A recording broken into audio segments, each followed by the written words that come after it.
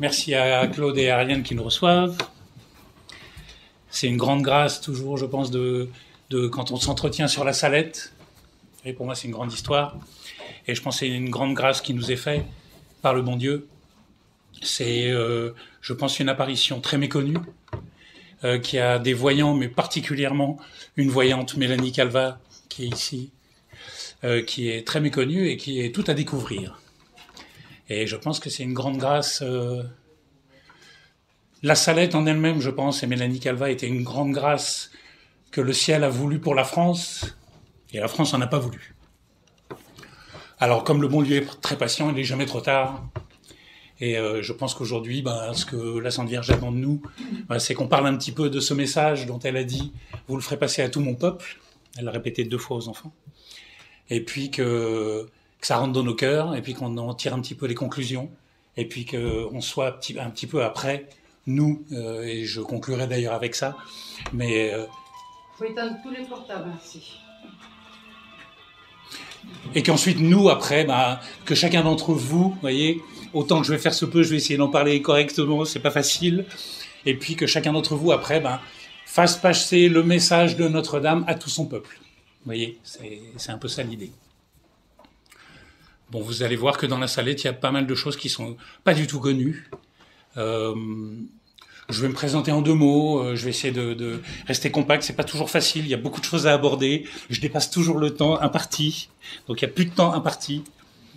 En gros, je suis né dans les années 60. J'ai été élevé catholique par des parents bien catholiques.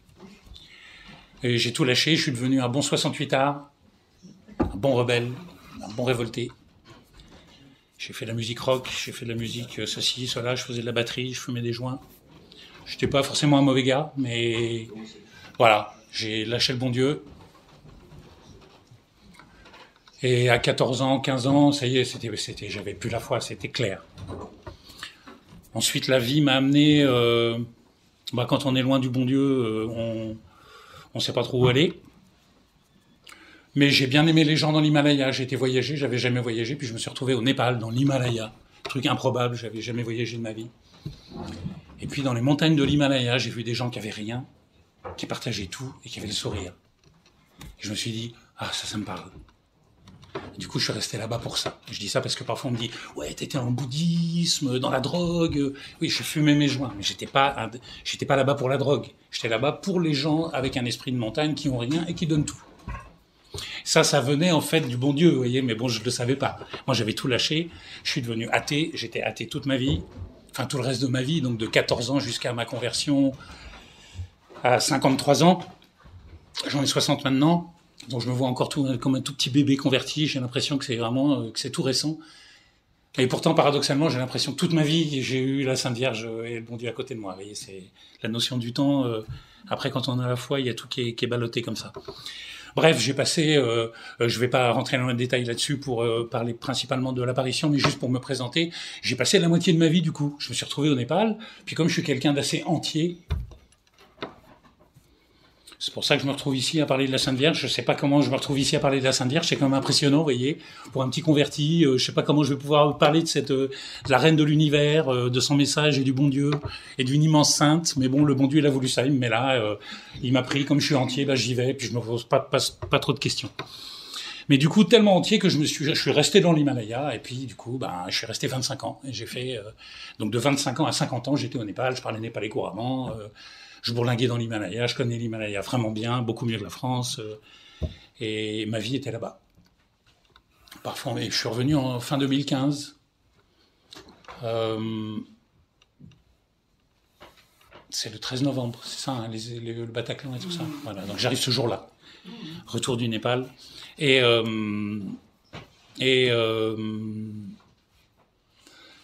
on me demandait, mais pourquoi t'es revenu, pourquoi t'es pas là-bas? Parce que pour beaucoup de gens, en tout cas ceux qui n'ont pas la foi, enfin par exemple, la vie ici, elle est quand même pourrie, puis là-bas ça doit être super, ça fait très exotique. J'étais dans l'Himalaya, j'étais au Népal, vous voyez. Moi, c'est pas comme ça que j'en parle, c'est pas pour dire, ouais, super, j'ai une vie super, je suis un mec super. C'est rien des gens qui le prennent comme ça, vous voyez, qui trouvent que c'est par orgueil que je dis ces choses, c'est pas du tout ça, c'est juste pour présenter, c'est juste pour montrer ce que le bon Dieu peut faire, en fait, vous voyez. Il peut aller vous chercher très très loin. Vous voyez. aussi bien moralement que physiquement. Et donc je me retrouve en France et je comprenais pas pourquoi, parce que j'étais tellement bien là-bas, je parlais népalais couramment, je faisais plein de choses intéressantes, je m'occupais de gens en prison, d'enfants de la rue, des trucs, j'étais sollicité, plein de boulots super intéressants, j'ai fini par faire beaucoup de social en fait là-bas. Au début j'étais guide de montagne, puis après j'étais beaucoup dans le social, et je comprenais pas pourquoi j'étais revenu.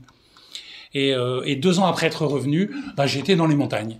Et puis, quand j'étais petit, quand j'étais adolescent, avec mon papa, qui était catholique, on avait été déjà faire de la montagne, dans l'Oisans, dans le Dauphiné, et on était passé pas loin de la Salette. On était même passé devant la Salette. Et mon père avait dit, bon, moi je vais aller prier, vous venez. J'étais avec mon frère, on avait dit, non, vas-y. On avait déjà complètement tout perdu pour nous, de notre papa qui allait prier dans l'église de la Salette, c'était un rigolo. Et donc, vous connaissez le bon Dieu mieux que moi, et les anges gardiens, et je sais pas ce qui m'a pris, mais en me disant, je vais aller me balader en montagne, ça va me rappeler le Népal, je vais louer un petit chalet pendant 1 semaine, je prends 1 semaine de vacances. Donc ça c'était en 2000, donc je suis arrivé en 2015, et là on est en 2017. Et en 2017, il y a quelque chose qui me dit, va à la Salette. Va dans les montagnes là-bas. Donc j'avais été voir un petit peu, hop, la Salette, les montagnes, j'entends.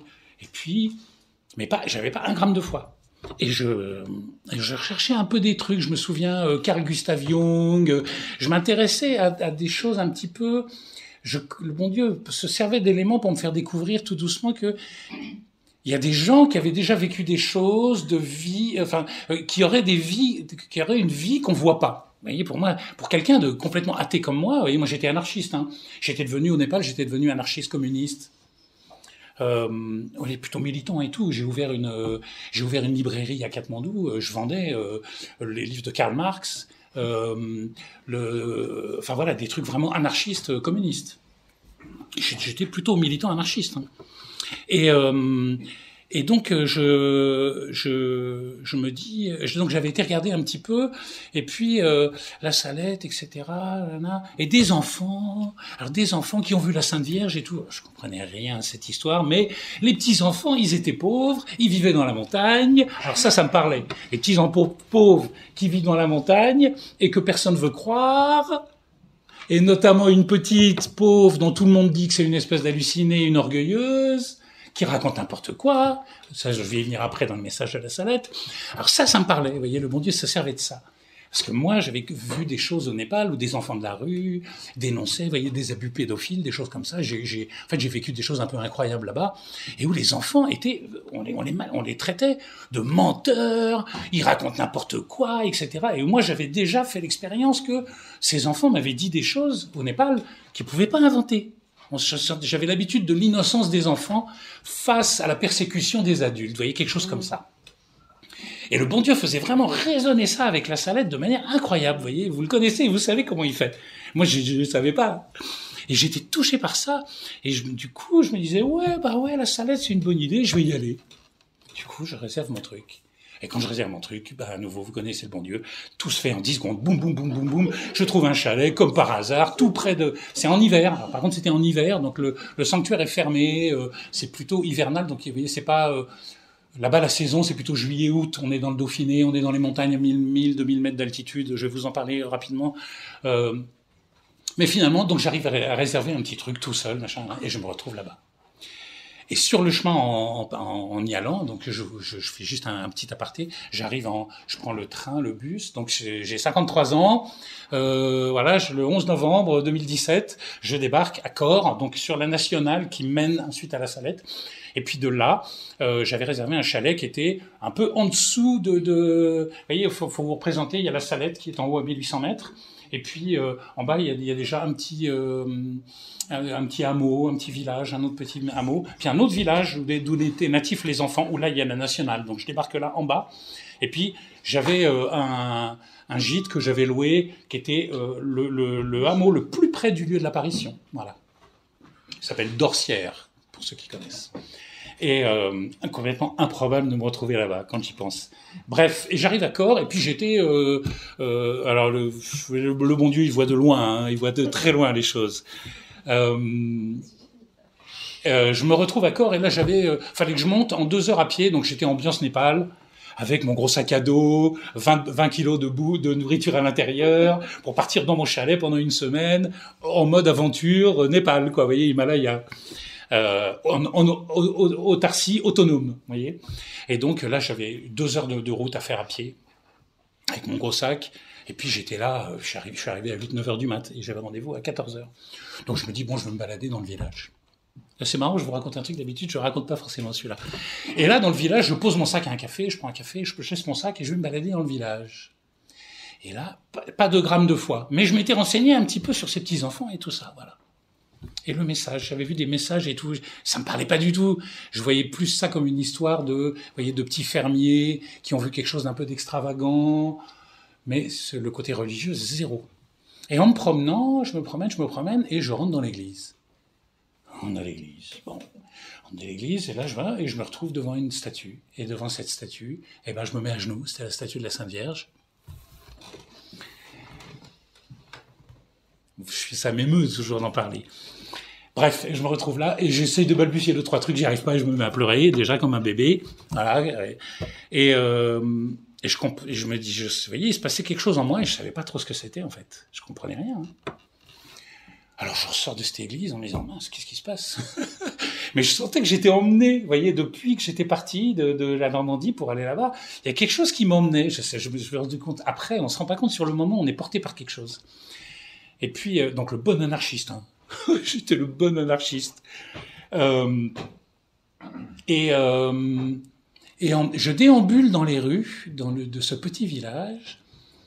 Et qu'est-ce que je vois? Un petit panneau avec marqué Maison de Mélanie. Maison natale de Mélanie Calva, la trop fameuse. Alors je suis ce truc-là. Ne me demandez pas pourquoi. J'arrive devant ces espèces de maisons. C'est en hiver, il n'y a personne. C'est l'hiver dans le Dauphiné, à 1000 mètres d'altitude, quoi. Il n'y a personne. Il y a juste le café qui est ouvert.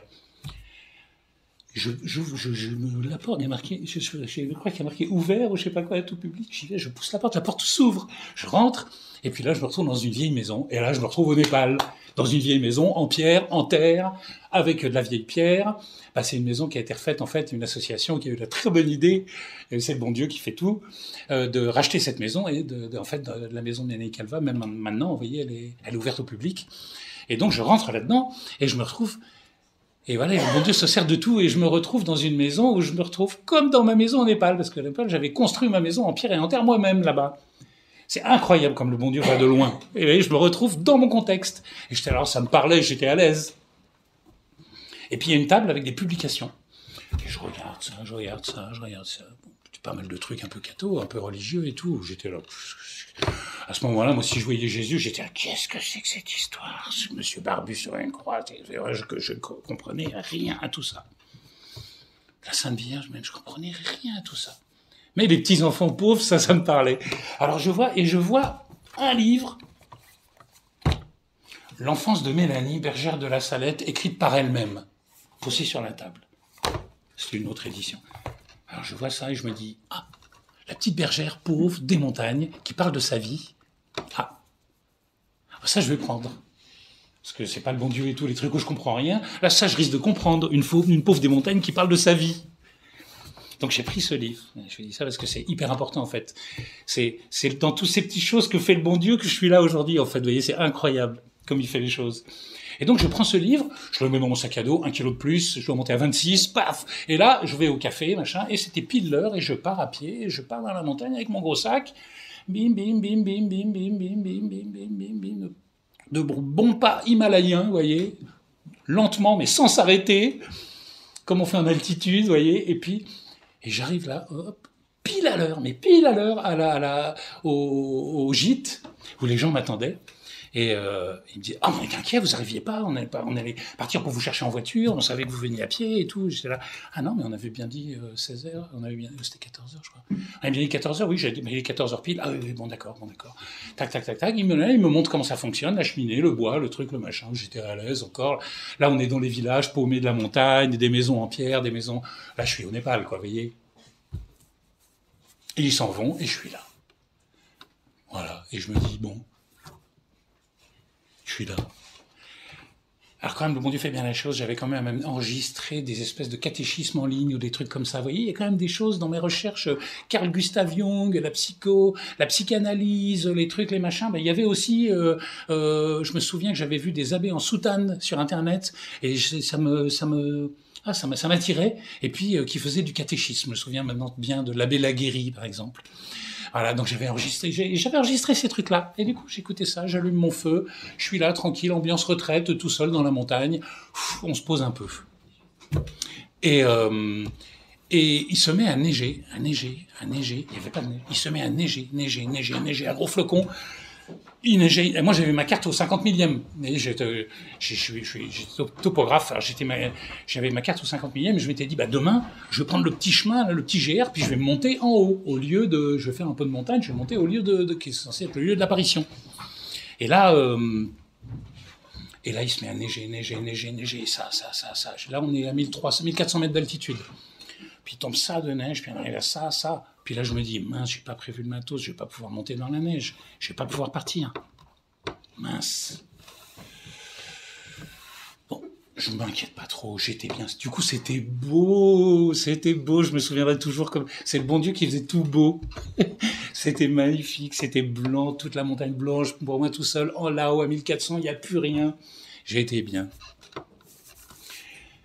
Et le lendemain, je me dis, bah, je peux pas monter dans la neige, je vais me pourrir les pieds, on monte pas à 5500, 1800 mètres d'altitude, je connais un peu la montagne, on fait pas ça, quoi. J'avais pas prévu les bonnes chaussures et tout, je pouvais pas monter. Mince, je suis bloqué. Un petit peu quand même, petite contradiction, là. Et puis, du coup, je vois ce bouquin qui traîne et je me dis, bah, tiens, bah, du coup, je vais le lire. Et puis, le lendemain matin, le 12 novembre 1917, la Sainte Vierge m'attrape. Elle me lâche plus. Et je prends ce livre et je lis ce livre. Et dans ce livre, j'entends une petite enfant pauvre qui raconte qu'elle jouait avec un petit enfant, qu'on découvre que ce petit enfant, c'était l'enfant Jésus, qu'elle voyait son ange gardien. Alors je me disais, ouais, bref. Mais elle raconte qu'elle est maltraitée par sa maman. Alors ça me parlait, ça me rappelait le Népal, tous les enfants déshérités dont je m'occupais là-bas, vous voyez. Paf, il y avait tous ces trucs, ces allers-retours entre des choses spirituelles, je suis complètement largué, et puis une vie vraiment dure de quelqu'un qui est vraiment attaqué, maltraité par sa maman, conspué, et qui vraiment vit une enfance extrêmement dure depuis qu'elle est toute petite. Alors ça me rappelle tous les enfants dont je me suis occupé au Népal. Les enfants en prison, les enfants de la rue, les victimes de pédophiles, j'en passais des meilleurs. Et je lis une première fois le livre, dans la matinée. Ça me passait quand même un peu... C'est quand même, il y a pas mal de surnaturel, vous voyez, là-dedans. Bon, je pose de côté, je me fais à manger, respire un grand coup, ça va aller. Et je me suis dit, il faut quand même que je puisse monter. Donc j'ai été fouiné, j'ai fini par trouver des chaussures pile à mon pied, en cuir, qui appartenaient, je pense, aux gens qui louaient le gîte. Alors, elles allaient pile à mon pied, j'étais tout content, je me dis, ah bah tiens, super, je pourrais monter. Mais là, il est trop tard dans la journée, on part pas en montagne trop tard, j'irai demain. Donc je déjeune et tout, machin, et je me dis, ce livre m'intriguait quand même, je me dis, je vais le relire. Je reprends le livre, et je recommence à le lire. Et là, sur le passage, bon là je vous dis, je me suis converti en 5 minutes, poum, j'ai l'âme qui a complètement vrillé. Enfin, conversion fulgurante. Et je pleurais, je savais plus. Vous voyez, je me disais, mince, il y a un bon Dieu, c'est incroyable, il y a un bon Dieu qui m'a créé, il y a un bon Dieu qui est là. Et il est tout puissant. Et je ne l'ai pas vu pendant toute ma vie, vous voyez, j'en revenais pas. Même encore maintenant, j'en reviens pas. Et ce qui m'a converti, je vais vous dire, parce que c'est vraiment touchant, et bon, après, je vais arrêter avec mes choses et je vais parler de l'apparition. Mais, vous voyez, j'arrive pas à comprendre qu'on dise autant de mal de Mélanie Calva, vous voyez. Et je me suis converti... il y a 2 passages, vous voyez, je vous l'ai dit maintenant. Parfois, ce que je vous dis là, c'est les trucs que je dis à la fin, vous voyez, mais comme j'ai un plan, mais bon, après, ça vient comme ça vient, quoi. Mélanie Calva, dans la montagne, toute seule, elle s'asseyait sur un rocher. Elle était tellement proche du bon Dieu. Elle avait 6 ans, 7 ans, 8 ans. Je vais vous en reparler après. elle était tellement proche du bon Dieu, elle avait tellement de grâce et tellement de souffrance, donc du coup des grâces en proportion de ses souffrances, qu'elle raconte dans ce livre qu'elle faisait le catéchisme aux animaux. Elle parlait aux animaux du bon Dieu. Et les animaux, ils étaient tout contents. Et après, ils faisaient une procession, et elle leur faisait des petites croix, et les animaux portaient les croix. Là, on est dans du Saint-François, vous voyez, et on est Sainte-Catherine de Sienne, quoi. C'est du délire. Et on faisait des processions, et on chantait la gloire du bon Dieu. Et les animaux étaient contents. Et un renard, non, mais vous voyez, je vais vous dire, il y a un renard, et un jour, j'ai été obligé de le mettre en pénitence, parce qu'il tirait la queue des loups pour les faire tomber. C'est-à-dire que j'ai lu ça, la deuxième fois, je me suis dit, est-ce qu'on peut inventer ça, en fait? En fait, je me disais, c'est comme les enfants du Népal, on dit c'est des menteurs. Et ils me racontent les abus sexuels de gens horribles qui leur font des trucs. Ils peuvent pas l'inventer, c'est pas possible. Ils arrivent de leur village à planter du riz. Ils racontent des trucs incroyables, des détails sexuels et tout. Mais je vous dis ça, enfin, mais c'est parce que le parallèle, pour moi, c'était vachement important. Le bon Dieu se servait vraiment de ça, vous voyez. Et je me disais, mais elle peut pas inventer ça. Comment on peut inventer qu'on met un renard en pénitence? Parce qu'il tire la queue des loups. Mais même quelqu'un complètement fou va pas inventer ça. Et puis après, le deuxième truc, là j'ai commencé, mon cœur, je crois que mon âme était en train de vriller. Et puis il y a un deuxième exemple où elle dit, j'avais traversé un torrent, un petit ruisseau, et puis il s'est mis à pleuvoir à torrent, et du coup j'étais avec mes 4 vaches et je pouvais plus rentrer à ma ferme. Et du coup, j'appelle mon petit frère. Elle avait un petit frère, je vais raconter. Je grille les étapes, mais c'est pas grave. C'était en fait l'enfant Jésus. Et elle appelle son petit frère qui vient, elle a dit, et il a étendu la main droite, et le ruisseau le torrent s'est arrêté. Il continuait en haut, il continuait en bas, mais au milieu c'était à sec. Et j'ai commencé à faire passer mes vaches, ensuite j'ai commencé à traverser à sec, et je me disais, là ça me rappelle les trucs de quand j'étais gamin, vous voyez, Moïse, quand elle a traversé de la mer Rouge et tout, j'étais là, qu'est-ce que c'est que ce truc? Cette petite gamine avec les accents de la vérité qui raconte ça. L'innocence pure qui raconte ça, vous voyez. Et puis des petits trucs dans ce récit, vous voyez. Je traversais à sec et je me retourne et je vois mon petit frère qui n'avait pas traversé. C'est en fait l'enfant Jésus qui venait la voir. Et alors je lui dis, venez, après vous pourrez plus traverser. C'est-à-dire qu'elle se rend même pas compte que c'est lui qui le fait. Vous voyez, des trucs comme ça, on peut pas inventer. Et quand j'ai lu ça, je crois que c'est à ce deuxième passage où là j'ai fondu en sanglots. Et là, bah voilà, depuis ce moment-là, je fais plus que ça. Hein. C'est le bon Dieu, c'est toute ma vie. Je suis à la messe tous les jours et je suis un converti. Voilà, ça fait partie de ma présentation de vous raconter ma conversion. Mais on a déjà une bonne partie de l'histoire de Mélanie quand même. Donc, maintenant, je vais vous parler de l'apparition de la Sainte Vierge sur la montagne de la Salette, le 19 septembre 1846. Vous connaissez bien les apparitions de la Sainte Vierge. Je vais essayer de pas être trop long. Je vais quand même dire 2 mots. Je vais sauter des trucs, des choses moins importantes. Le contexte de l'époque de 1846, juste en bref. Après la Révolution française, Napoléon Ier, la Restauration, monarchie constitutionnelle. Et là, 1830... on enlève Charles X, si je ne me trompe pas, et c'est ça, monarchie de Juillet, Philippe Ier. Donc déjà la monarchie, la franc-maçonnerie qui était là, 1789 à fond, restauration. Donc là, la franc-maçonnerie qui lâche un peu, c'est toujours, on les connaît, hein, 2 pas en avant, 1 pas en arrière. Et là, donc, Louis-Philippe, paf, qui arrive, une espèce de fausse monarchie avec les maçons derrière, si j'ai bien compris l'histoire. C'est parce que comme avant j'étais anarchiste politisé, alors du coup les trucs politiques quand même, bon voilà, je les rate pas non plus. Hein. Spirituel, oui, le combat est spirituel, mais la maçonnerie est bien là, donc le démon il est là. Donc faut en parler. Il n'aime pas quand on parle de lui, donc faut en parler. Et en parallèle, justement, voilà, Notre-Dame 1830, vous voyez cet événement incroyable quand même, c'est quand même important. Paf, Notre-Dame qui arrive à la rue du Bac, médaille miraculeuse. Ensuite, élection de Pie IX. Côté Vatican, en 1846, apparition de Notre-Dame de la Salette. 2 ans avant 1848, on a une nouvelle révolution, mais là qui est au niveau de l'Europe, vraiment pour dézinguer la catholicité et tous les monarques et la chrétienté en Europe, et Notre-Dame qui arrive en 1846. Et là, à mon avis, après c'est chacun, hein, je suis pas un expert de rien et je suis pas ni en spiritualité ni en histoire. Il y a des gens beaucoup plus compétents que moi en histoire et dans tous ces trucs. Moi, c'est juste en fait, j'essaye de faire part de mon expérience. Mais ça me paraît pas anodin. En 1842, faut bien noter ça, les écrits de Saint-Louis-Marie Grignon de Montfort sont retrouvés et publiés en 1844. C'est 2 ans avant l'apparition.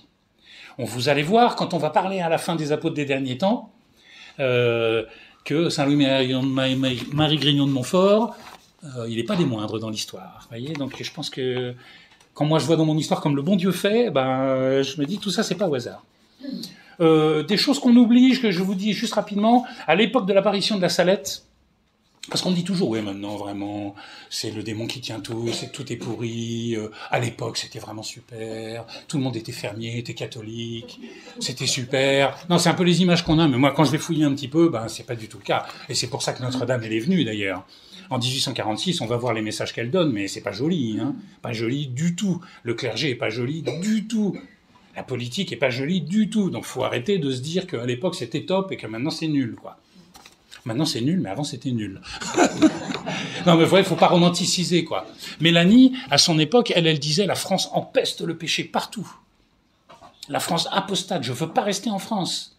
Vous voyez, donc une sainte au 19e, elle voit la France comme nous, on la voit maintenant. Vous voyez, parce que nous, on n'est pas saints. Mais un saint, au 19e, la France, elle est pourrie comme maintenant. C'est le démon qui tient tout. Elle dit toujours, hein, c'est la maçonnerie qui tient tout. Le démon tient tout. La France a complètement apostasié. En France, population de 30 millions, crise économique, mauvaise récolte, augmentation du prix du blé, disette, pouvoir d'achat en baisse, crise industrielle, de surproduction. On renvoie les ouvriers à Roubaix, 60% de chômage, retrait de l'épargne, la bourse en chute, importation de blé russe. Tiens.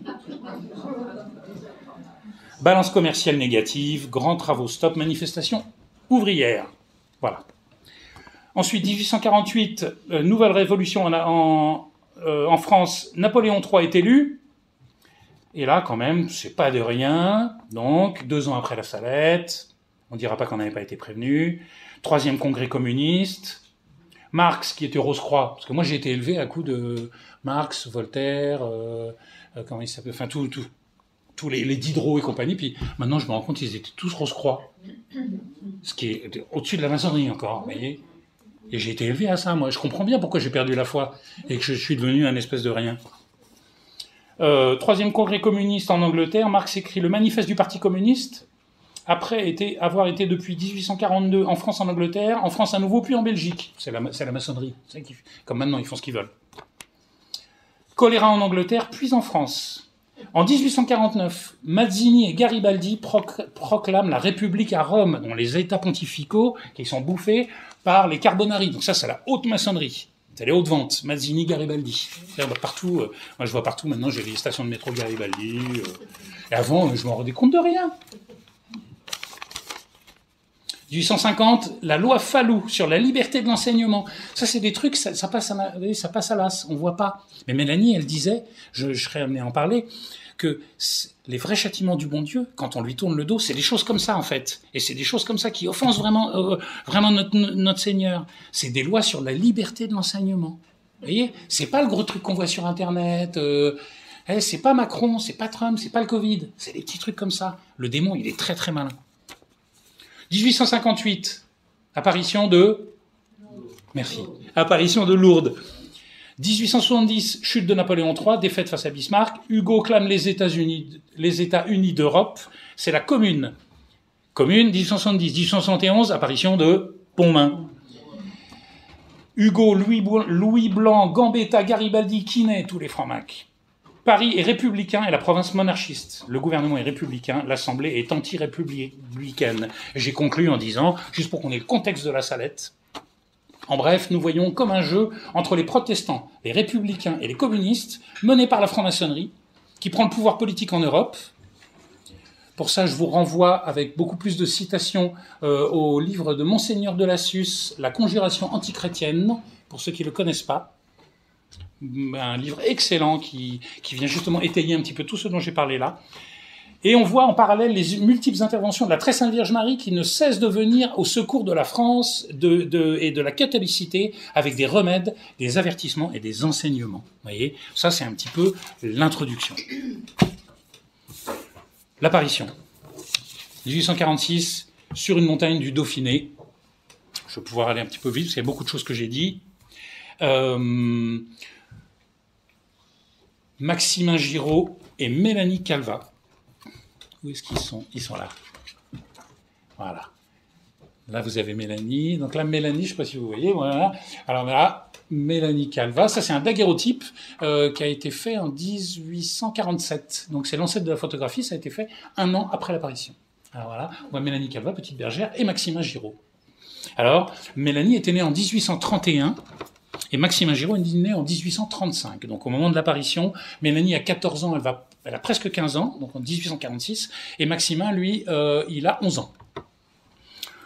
Rapidement, donc, lieu de l'apparition, la Salette, 1800 mètres, un petit village un peu en dessous qui s'appelle les Ablandins, pratiquement là où moi j'étais au moment de ma conversion, juste à côté, un autre petit hameau, à 1350-1400 mètres d'altitude, et le village natal des 2 enfants, encore un peu plus bas dans la vallée, à Cor, voilà, village de Mélanie, maison natale de Mélanie et de Maximin. Les 2 enfants ne se connaissaient pas. Ils se rencontrent pour la première fois la veille de l'apparition. Tout ça, à partir de la veille de l'apparition, tout ça c'est dans un petit livret qui est ici, vous voyez, qui fait 24 pages A5. Ça c'est écrit par Mélanie Calvat. Ça relate la veille de l'apparition, toute l'apparition, le message public de la Sainte Vierge, je vais vous en parler, le secret de la Salette qui a été donné à Mélanie, et ensuite la description magnifique de la Sainte Vierge. On trouve ça nulle part. Personne ne parle jamais de ça, et pourtant c'est incroyable. Vous rentrez au paradis quand vous lisez la description de la Sainte Vierge faite par Mélanie Calvat. Elle était composée d'amour. Elle pleurait, j'avais envie de manger ses larmes. Vous voyez, mais c'est complètement surnaturel, la manière qu'elle a de décrire ça. Ça vous transporte complètement. Ben, ce petit livret-là a été beaucoup interdit en France, a été pourchassé en France, et n'est pas distribué en ce moment au sanctuaire, vous voyez, c'est interdit au sanctuaire, hein. Si vous distribuez ça, vous n'allez pas pouvoir rester sur place. Et alors on pourrait dire, ah oui, mais c'est voilà, qu'est-ce qu'il raconte ce conférencier, c'est un petit converti, c'est un exalté, ce truc il a été mis à l'index, il est interdit par l'Église, il raconte n'importe quoi, faut pas écouter ces gens-là. Et bien en fait, ce livret, vous voyez, Léon XIII, il a vu ce livret. Il y a un évêque, 2 évêques italiens en 1870, dans les années 1870, qui ont donné imprimature à ce texte, pourchassé en France par la maçonnerie, en fait, et par le clergé lié à la maçonnerie. Mais un pape comme Léon XIII, quand même pas des moindres, a dit qu'il fallait diffuser ça publiquement et qu'il fallait le distribuer partout. Voilà. Je vous dis ça parce que ce petit livret, personne ne le connaît, il vaut 3 balles, 4 balles, voilà, rien du tout. Nous, on l'a sur notre site, en téléchargement, PDF gratuit. Pratiquement personne ne connaît ça. Et il y a un texte incroyable là-dedans, il y a toute l'apparition, le message public dont on va parler, mais il y a le secret de Notre-Dame. C'est une prophétie qui court jusqu'à la fin des temps, jusqu'à la mort de l'Antéchrist, depuis 1846. Donc le ciel veut révéler plein de choses, mais comment ça se fait que c'est étouffé comme ça, vous voyez, pour moi? Je vous dis franchement, moi, bon athée, anarcho-communiste, converti en 5 minutes, boum, j'arrive dans l'église, et je me dis, mais qu'est-ce qu'ils font là? C'est quoi l'histoire? Parce qu'anarchiste, moi, enfin, vous voyez, j'étais quand il fallait faire vous voyez, virer des grosses boîtes d'une ville ou attaquer Monsanto ou des trucs comme ça, on était au taquet, quoi. On collait les affiches, on se battait. Et là, j'arrive dans l'église et je vois la Mère de Dieu. C'est quand même pas rien, quoi. Enfin, je veux dire, c'est Dieu, quoi. C'est la reine de l'univers. Enfin, c'est pas rien. Moi, quand j'ai la foi, je me dis, oh, je suis rien, quoi. Puis elle vient, en France, il y a des imprimatures, il y a des papes qui valident, il y a une gamine dont je vais vous parler, il y a une enfant qui a une vie de sainte, et tout ça, c'est poubelle, et personne connaît, et ça n'intéresse personne. Mais moi, je vous dis franchement, hein, même encore maintenant, j'arrive dans cette église et je me dis, mais qu'est-ce qu'ils font les catholiques, en fait? C'est quoi l'histoire? Évidemment, on se prend la piquette. Évidemment on se fait donner la mise par le démon et par la franc-maçonnerie. Parce que ce que nous amène la Sainte Vierge, en pleure en plus. Donc il y a tous les signes, quoi. Enfin, je sais pas comment dire. Je sais pas comment le bon Dieu il peut mieux faire, en fait. Mais qu'avec tout ça, en fait, on n'en veut pas. Évidemment qu'on se prend la piquette. Mais c'est pas normal. Il y a quelque chose qui va pas. Enfin, moi, j'arrive d'un milieu militant. Alors je me dis, ouais, maintenant je suis un exalté, je suis un converti. C'est ce qu'on me dit, vous voyez, parfois. Puis, ouais, je suis un exalté, un converti. Puis j'arrive, alors moi, j'essaie d'apprendre la doctrine quand même, parce que c'est important la doctrine. Sinon, c'est vrai qu'on devient exalté. Quand on est converti, faut se méfier, vous voyez. Bon, le démon, il me joue des tours. En fait, on me dit, t'es dans l'église militante. Ah bon? Puis il y a l'église souffrante et il y a l'église triomphante. Moi, je suis dans l'église militante. C'est ça, militant, alors. Je connais le militantisme. Mais après, dans les catholiques, non, t'es un activiste. Faut pas d'activisme. Toi, tu sais pas. Non, on prie et c'est tout. Et il n'y a pas de militantisme. Ah oui, mais du coup, on en arrive à un point où même ce que nous a amené la Sainte Vierge pour quand même combattre, vous voyez, même ça, on n'en veut pas. Vous voyez? On a un démon qui nous balade tellement, quoi. Mais, enfin, je vous dis ça, je suis désolé, c'est un peu un aparté, mais je suis vraiment, moi, comme petit converti, vraiment, je suis étonné de ce que j'arrive là avec la foi et je me dis, mais mince, qu'est-ce qu'on fait? Parce que normalement, avec la Sainte Vierge, on devrait leur coller la piquette, quoi. Ils devraient pas voir le soleil, hein. Enfin, je sais pas ce que vous en pensez, moi, c'est comme ça que je vois, hein. 1846, les deux enfants. Donc, Maximin et Mélanie, très rapidement. Maximin, né à Corps en 1835, son père était charron, il réparait les roues des charrues, il réparait les charrues. Donc très pauvre, mais il avait quand même un chien et il avait une chèvre. Et la maison appartenait à son père. Voilà. Je ne vais pas m'étendre, je pourrais parler pendant une demi-heure de Maximin, mais je ne vais pas vous garder pendant 5 heures non plus. Mélanie Calvat. Donc là, c'est bien, je vous en ai parlé un petit peu avant. Donc Mélanie, elle vit dans la maison dans la famille qu'on dit être la plus pauvre du village, voire la plus pauvre de la vallée. Famille hyper pauvre. 10 enfants, 2 qui meurent en bas âge, il reste 8 enfants. Le père est sieur de long, c'est-à-dire qu'en fait il fait des planches, il est censé faire des planches, mais il trouve pas de boulot autant qu'il veut. Donc dès qu'il trouve un boulot manuel pour travailler sur des maisons, sur des chantiers et tout ça, il y va. Donc le papa, parfois il trouve à Corps, mais c'est rare, et souvent c'est à 1 jour, 2 jours, 3 jours, 5 jours, 10 jours de marche de chez lui. Non, peut-être pas 10 jours, mais au moins jusqu'à 4-5 jours de marche. Et il revient que de temps en temps. Donc la maman toute seule avec les 8 enfants. Et là, on est beaucoup plus pauvre parce que la maison ne leur appartient pas. En fait, ils sont dans une espèce de location. Donc les 8 enfants sont à moitié clochardisés.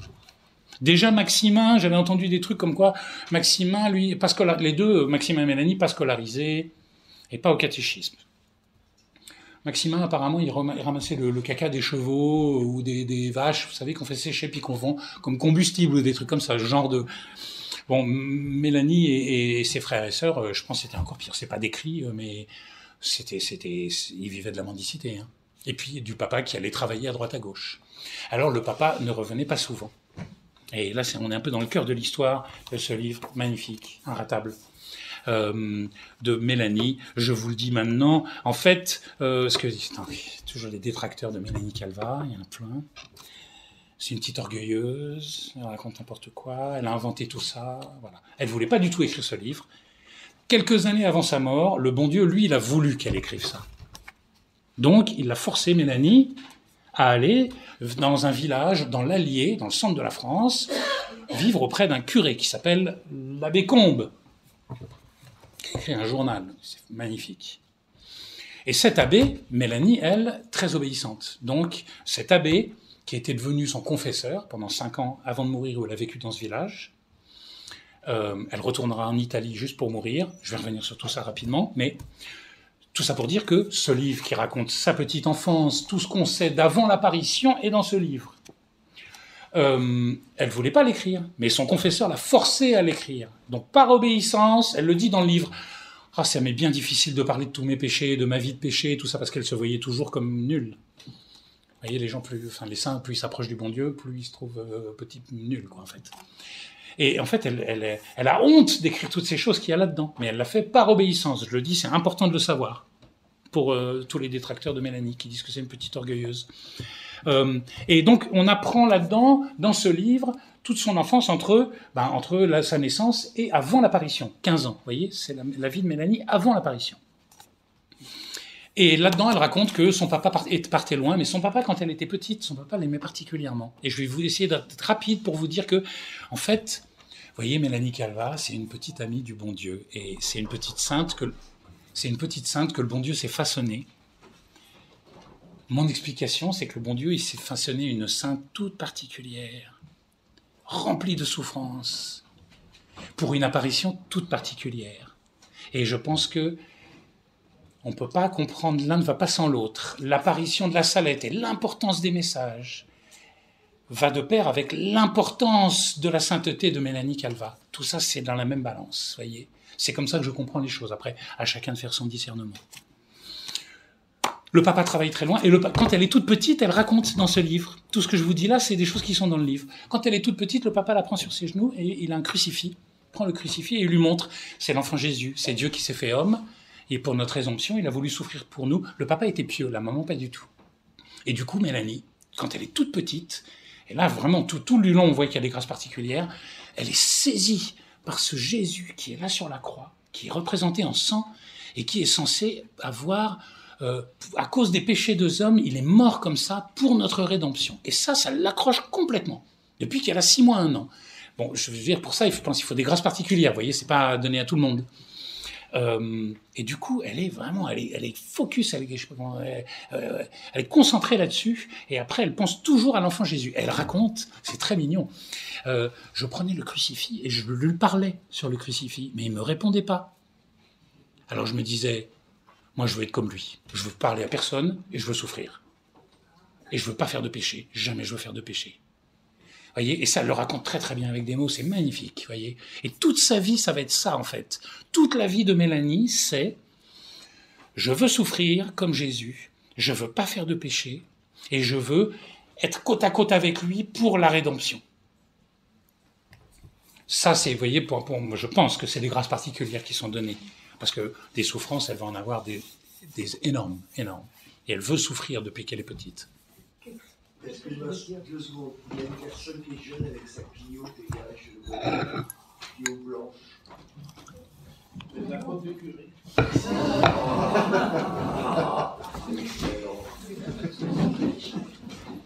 Donc le papa part travailler loin, et la maman garde Mélanie à la maison. Et Mélanie est donc vraiment sur ce Jésus et tout ça. Et du coup, elle est déjà de nature sauvage et taciturne, et du coup, elle veut parler à personne, et elle veut souffrir. Et elle le mentionne quelques fois. Et alors, sa maman la prend en grippe. Parce que la maman, elle veut aller aux fêtes du village. On est à l'époque du Saint-Curé d'Ars. Vous voyez, où il y a un petit peu les troubadours qui passent, vous connaissez tout ça, qui passent de village en village et tout. Ce que combattait d'ailleurs le Saint-Curé d'Ars. Et la maman veut emmener Mélanie, toute contente. Ouais, j'emmène ma fille dans les fêtes du village et tout. Et Mélanie se débat, déchire les vêtements de sa maman, se met à hurler. Elle est intenable. Du coup, sa maman, très rapidement, je vais passer vite, sa maman la prend vraiment en grippe.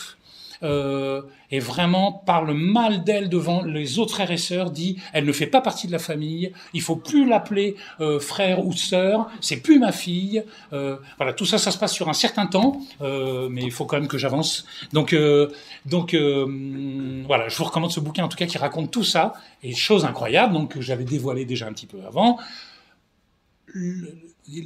la Salette c'est un puits sans fond. Mais le début du puits sans fond, c'est Mélanie Calva et son enfance. Et la maman, donc dans la maison que cette association a toujours maintenant, si vous allez à la Salette, il faut y aller, la maison de Mélanie, dans Corps, où il y a toutes ces publications sont distribuées. Moi, je fais du bénévolat aussi. La maman de Mélanie décide de chasser de temps en temps Mélanie de la maison. Quand elle est vraiment à bout, elle ne supporte tellement pas sa fille que quand elle a 2 ans, 3 ans, elle raconte ça, la maman ouvre la porte, il y a ça de neige, on est à 1000 mètres d'altitude, et Mélanie est chassée de la maison. Et elle dit, elle partait, et elle se retrouve dans un petit bois qui était juste au-dessus de la maison. Alors maintenant, et là-bas, il y a des caravanes, et puis il y a un petit cours de tennis, où on peut penser que le petit bois était là. Et elle allait dans un petit bois, et là elle dit, et pour vous donner un exemple, elle dit au début, je pense qu'elle avait 2 ans, je voyais un corbeau qui était mort depuis 2-3 jours, donc ça sentait la chair pourrie, quoi. Et pour vous donner l'esprit de Mélanie, à 2 ans et demi, elle vient et elle dit, je me suis allongée à côté, j'ai mis mon nez bien à côté pour bien souffrir, comme mon Jésus. C'est-à-dire à 2 ans. Quand je vous dis qu'il y a des grâces particulières, quoi, je pense que, enfin voilà, il faut bien comprendre que c'est pas forcément donné à tout le monde. Je pense vraiment que le bon Dieu s'est façonné sa sainte. Et que, donc, elle souffre, mais par contre, elle était quand même super triste de plus avoir sa maman. Elle disait, j'ai plus de maman, j'ai plus de papa, j'ai plus de famille, je suis toute seule, je me languissais, pendant que j'étais en train de plus ou moins pleurer, les bras en croix dans la neige. Au moins, le bon Dieu me laissait souffrir comme lui. Voyez, donc je souffre quand même, je suis triste, j'ai plus de maman, je suis maltraité. Mais en fait, c'est une grâce du bon Dieu à 2 ans, quoi. En fait, c'est une grâce du bon Dieu qui me donne de souffrir comme Jésus. Enfin, et toute sa vie, ce serait comme ça. Eh bien, c'est dans ces moments-là qu'elle raconte, et un jour, dans le petit bois, pendant que je souffrais, machin, je sais pas quoi, là, vraiment, je pleurais beaucoup, je sais pas quoi, un petit garçon vient me retrouver. Il était de la même taille que moi. Moi, j'avais une robe rose, j'avais une robe bleue, il avait une robe rose. Et il m'a dit, qu'est-ce que vous avez, ma sœur? Je lui ai dit, ma sœur, pourquoi vous m'appelez ma sœur? Vous êtes ma sœur, machin. Et il l'appelait sœur de mon cœur. Et elle, du coup, elle l'appelait mon petit frère. Et c'est un enfant qui venait de temps en temps, puis alors il jouait à cache-cache, il se mettait à cloche-pied, puis à se pousser. Vous voyez, il venait la récréer. Et puis en même temps, elle dit, on parlait beaucoup de l'enfant Jésus, on parlait de Dieu. Et en fait, tous les mystères de notre foi, de notre sainte religion, vous voyez, et plein de choses du catéchisme, eh ben, de manière infuse ou verbale, avec ce petit frère qui venait jouer avec elle de temps en temps, pas tout le temps, elle dit, presque tous les jours, il venait me voir. Après, on va voir, c'est parfois toutes les semaines ou toutes les 2 semaines, mais souvent dans les moments les plus durs de sa vie, au moins jusqu'à l'apparition, ce petit frère, elle dit, et on était toujours de la même taille, venez la retrouver. Et elle apprenait, on comprend. Vous voyez, elle disait, c'était pas avec la voix humaine, mais c'était avec, comment elle dit ça? C'était par la voix de l'âme que je comprenais le purgatoire, que je comprenais les anges gardiens, vous voyez, et donc elle découvrira, bon, vous l'avez compris ce que je vous l'avais dit, que ce petit enfant, en fait, c'est l'enfant Jésus qui vient se mettre à sa hauteur pour la récréer dans sa vie qui est si difficile. Et je ne peux pas résister à vous dire comment elle a découvert qu'en fait c'était Dieu, que c'était Jésus. Donc au moment de l'apparition, Mélanie, elle a 15 ans, elle a toujours ce petit frère qui vient la voir de temps en temps, mais elle ne sait pas que c'est Jésus, elle pense que c'est un petit frère. Et elle dit, je pensais que tout le monde vivait des choses comme ça, que tout le monde avait de manière infuse la connaissance du début du monde, du purgatoire, de la Sainte Vierge, de ce qui se passe dans le ciel. Vous voyez, elle pensait que comme nous un peu, enfin souvent les choses qui nous arrivent, tant qu'on voit personne d'autre, on pense que ça arrive à tout le monde. C'est pas. Au moment de l'apparition, en fait, elle a une vie mystique incroyable où en fait elle côtoie entre guillemets son petit frère qui joue avec elle à cache-cache, mais elle sait pas du tout que c'est Jésus, que c'est Dieu. Et alors elle raconte dans ce livre de l'abbé Combe, ce livre est magnifique, on est en train de le rééditer là. C'est incroyable. Elle dit, quand j'avais 21 ans, donc après l'apparition à 15 ans, je vais y revenir, et puis quand l'apparition a été reconnue, au bout de 5 ans d'enquête et tout, Mélanie est placée par l'évêque de Grenoble, elle est placée chez les sœurs.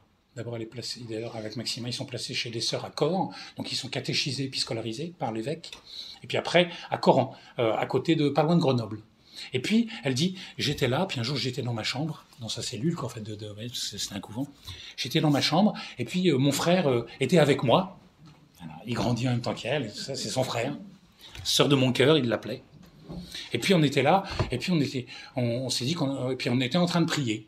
Je lui dis, si on priait, mon frère. Alors oui, alors on s'est mis tous les deux à prier, et elle dit, et je voyais par le côté de mes yeux, je voyais qu'il me regardait. Alors je me tourne vers lui, je lui dis, mon frère, au lieu de me regarder, vous feriez bien de prier. Et là, le bon Dieu, il a craqué, quoi. Et là, elle a dit, il m'a dit, si vous me voyez dans ma gloire. Et là, elle dit, et tout d'un coup, il est devenu grand, grand, grand, plein de lumière. Il lui a fait un monte à bord. Il est devenu plein de lumière, il était lumineux, lumineux, lumineux, lumineux. Elle dit, j'étais anéanti. Je savais plus quoi faire. J'étais là. Et puis, ensuite, il est redevenu normal. Il est devenu comme mon frère, et je lui ai dit, et là, elle réalise que c'est Dieu. Elle sait, elle comprend là que en fait son petit frère depuis le début, c'est Jésus en fait. Et elle dit, mon frère, je sais plus comment je dois vous appeler maintenant. Elle lui a dit, continuez de m'appeler mon petit frère, sœur de mon cœur.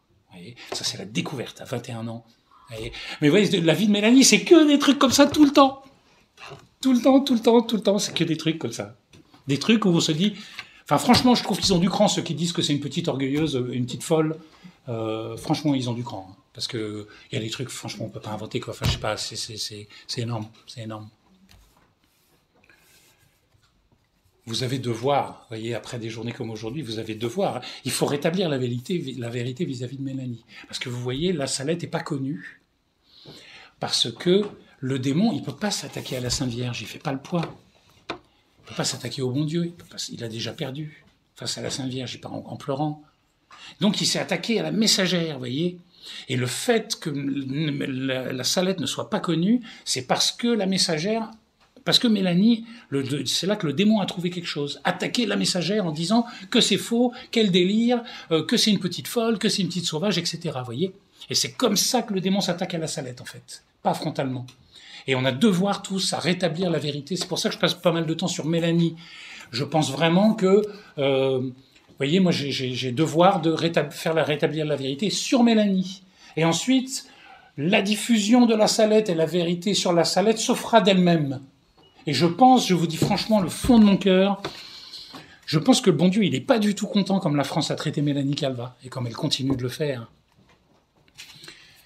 Et que si on rétablit la vérité sur Mélanie, le bon Dieu, il nous fera la grâce de faire vraiment épanouir la Salette, et le secret de la Salette, et tout ce qu'il y a, dont je vais vous parler maintenant, vous voyez, sur la Salette elle-même. C'est super important de comprendre ça. Voilà, je vais pas vous raconter ma vie intime ou les choses que je pense où le bon Dieu nous appelle à certaines choses et tout. Ça, c'est chacun a sa vie, mais demandez au bon Dieu, voyez ce qu'il pense de ça et il vous répondra. Et il faut rétablir la vérité en fait sur Mélanie. Ça, c'est le cœur de la Salette. Tiens, je vais le dire tant que j'y pense maintenant. Voyez, Mélanie, elle dit dans ce livre à l'abbé Combe, à cet abbé qui a vécu avec elle 5 ans avant la fin de sa vie, pour que vous saisissiez l'importance de Mélanie Calva. Et vous allez dire, non mais le conférencier raconte n'importe quoi. L'abbé, il raconte à Mélanie, il lui parle de Jeanne d'Arc. Il dit Jeanne d'Arc. La triple donation, Jeanne d'Arc. La triple donation. Et Jeanne d'Arc a donné la France au bon Dieu, et le bon Dieu a donné la France à Jeanne d'Arc. Et Mélanie, d'un air tout innocent, elle lui dit, moi aussi m'a donné la France. Vous voyez un petit peu à quel niveau on est. Je vous parlais déjà du catéchisme aux animaux, Saint-François et tout, mais Mélanie Calva, une telle proximité. Après, pendant toute sa vie, avec Jésus et Marie, il était en colloque en permanence, que le bon Dieu lui a donné la France, à Mélanie Calva, qu'on traîne dans la boue. Si vous saviez comme elle est comme on parle d'elle, vous voyez, il y a des trucs, c'est à pleurer de voir comment on la conspue partout. Vous voyez ? Faut pas s'étonner d'où on en est. Hein. Enfin, si des Mélanie Calva, on les traîne dans la boue en France, faut pas s'étonner que le démon, il ait la main avec sa maçonnerie. Hein. Voilà. Au moment de l'apparition, un petit livre sur Maximin, voilà. Hop. C'est bien. Il est petit, il est simple, comme Maximin. Maximin était petit et simple. Et voilà. Donc sur l'apparition elle-même, je vais me recentrer.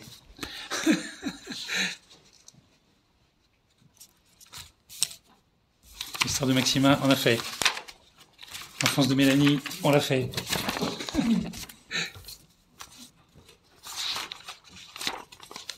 D'accord. J'ai pris le récit de l'apparition en anglais. C'est top.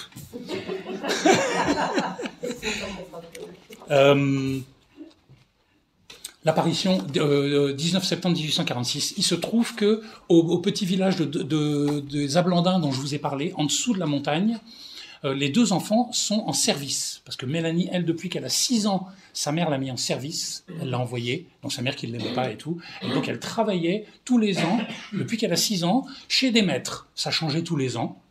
C'était plus ou moins proche de sa maison, mais en tout cas, du mois de mars jusqu'au mois de début novembre, en général, à la Toussaint, elle disait, elle travaillait chez des gens. Donc une maison pendant 8 mois, 9 mois par exemple, vous voyez.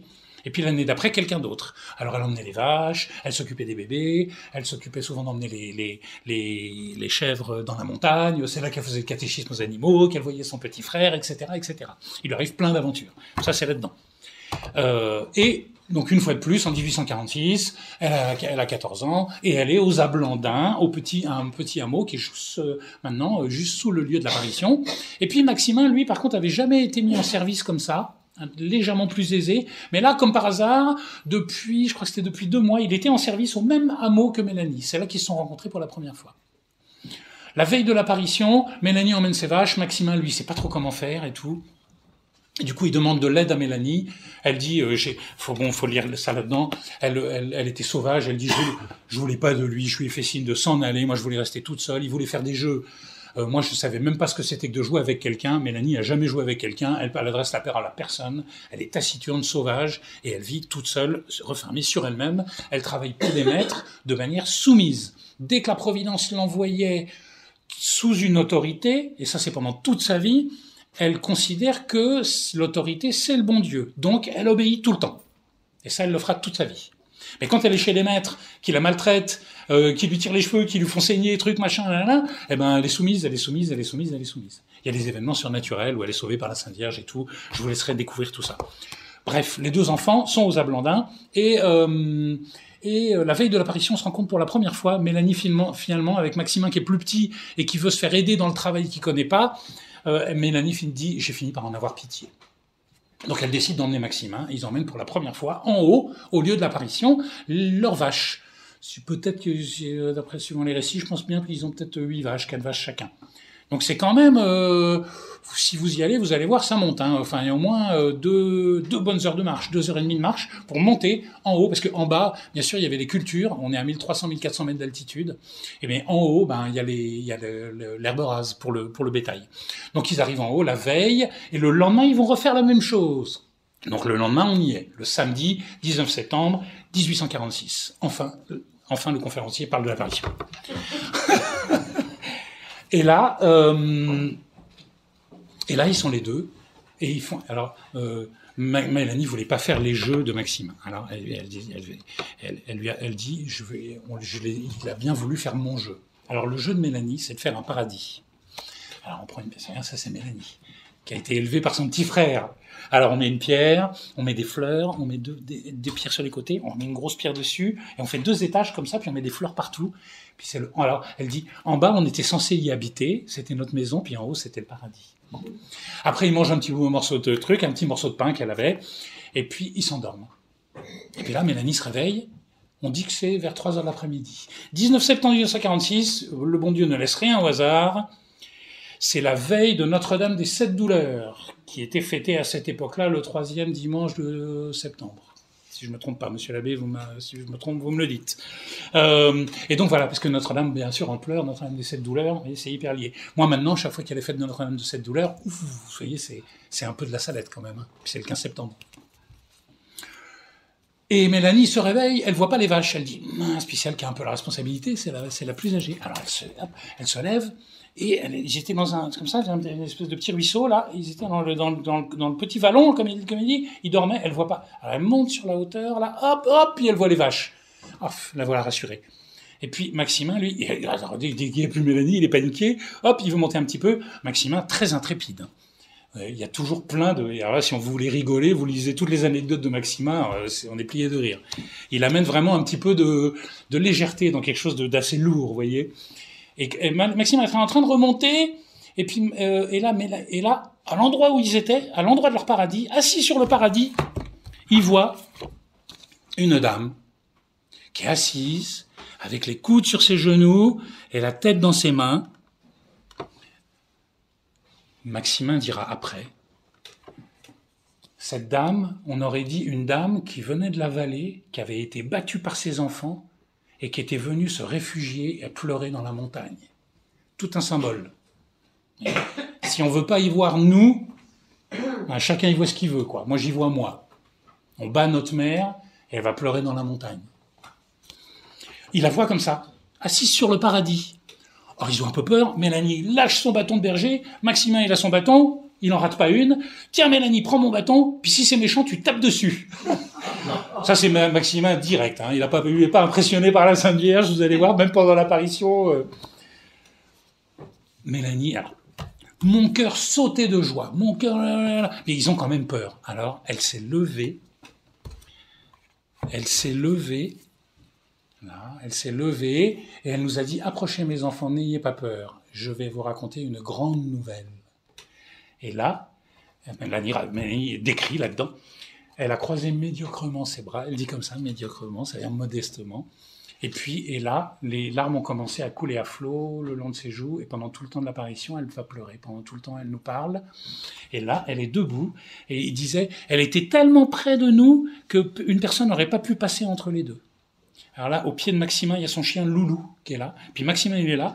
Alors Mélanie racontera après, au début, il s'est plaint aux sœurs en disant « Ouais, Maximin, au début, il n'a pas enlevé son chapeau. » Ils sont trop drôles, les deux.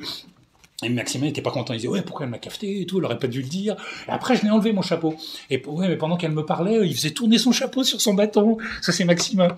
Et Mélanie dira et pendant que la Sainte Vierge me parlait, avec son bâton, il poussait des pierres comme ça sur les pieds de la Sainte Vierge. Vous voyez, c'est des trucs... Maximin n'était pas content, il a dit « Oui, mais il n'y a pas une seule pierre qui lui a touché les pieds. » Voilà.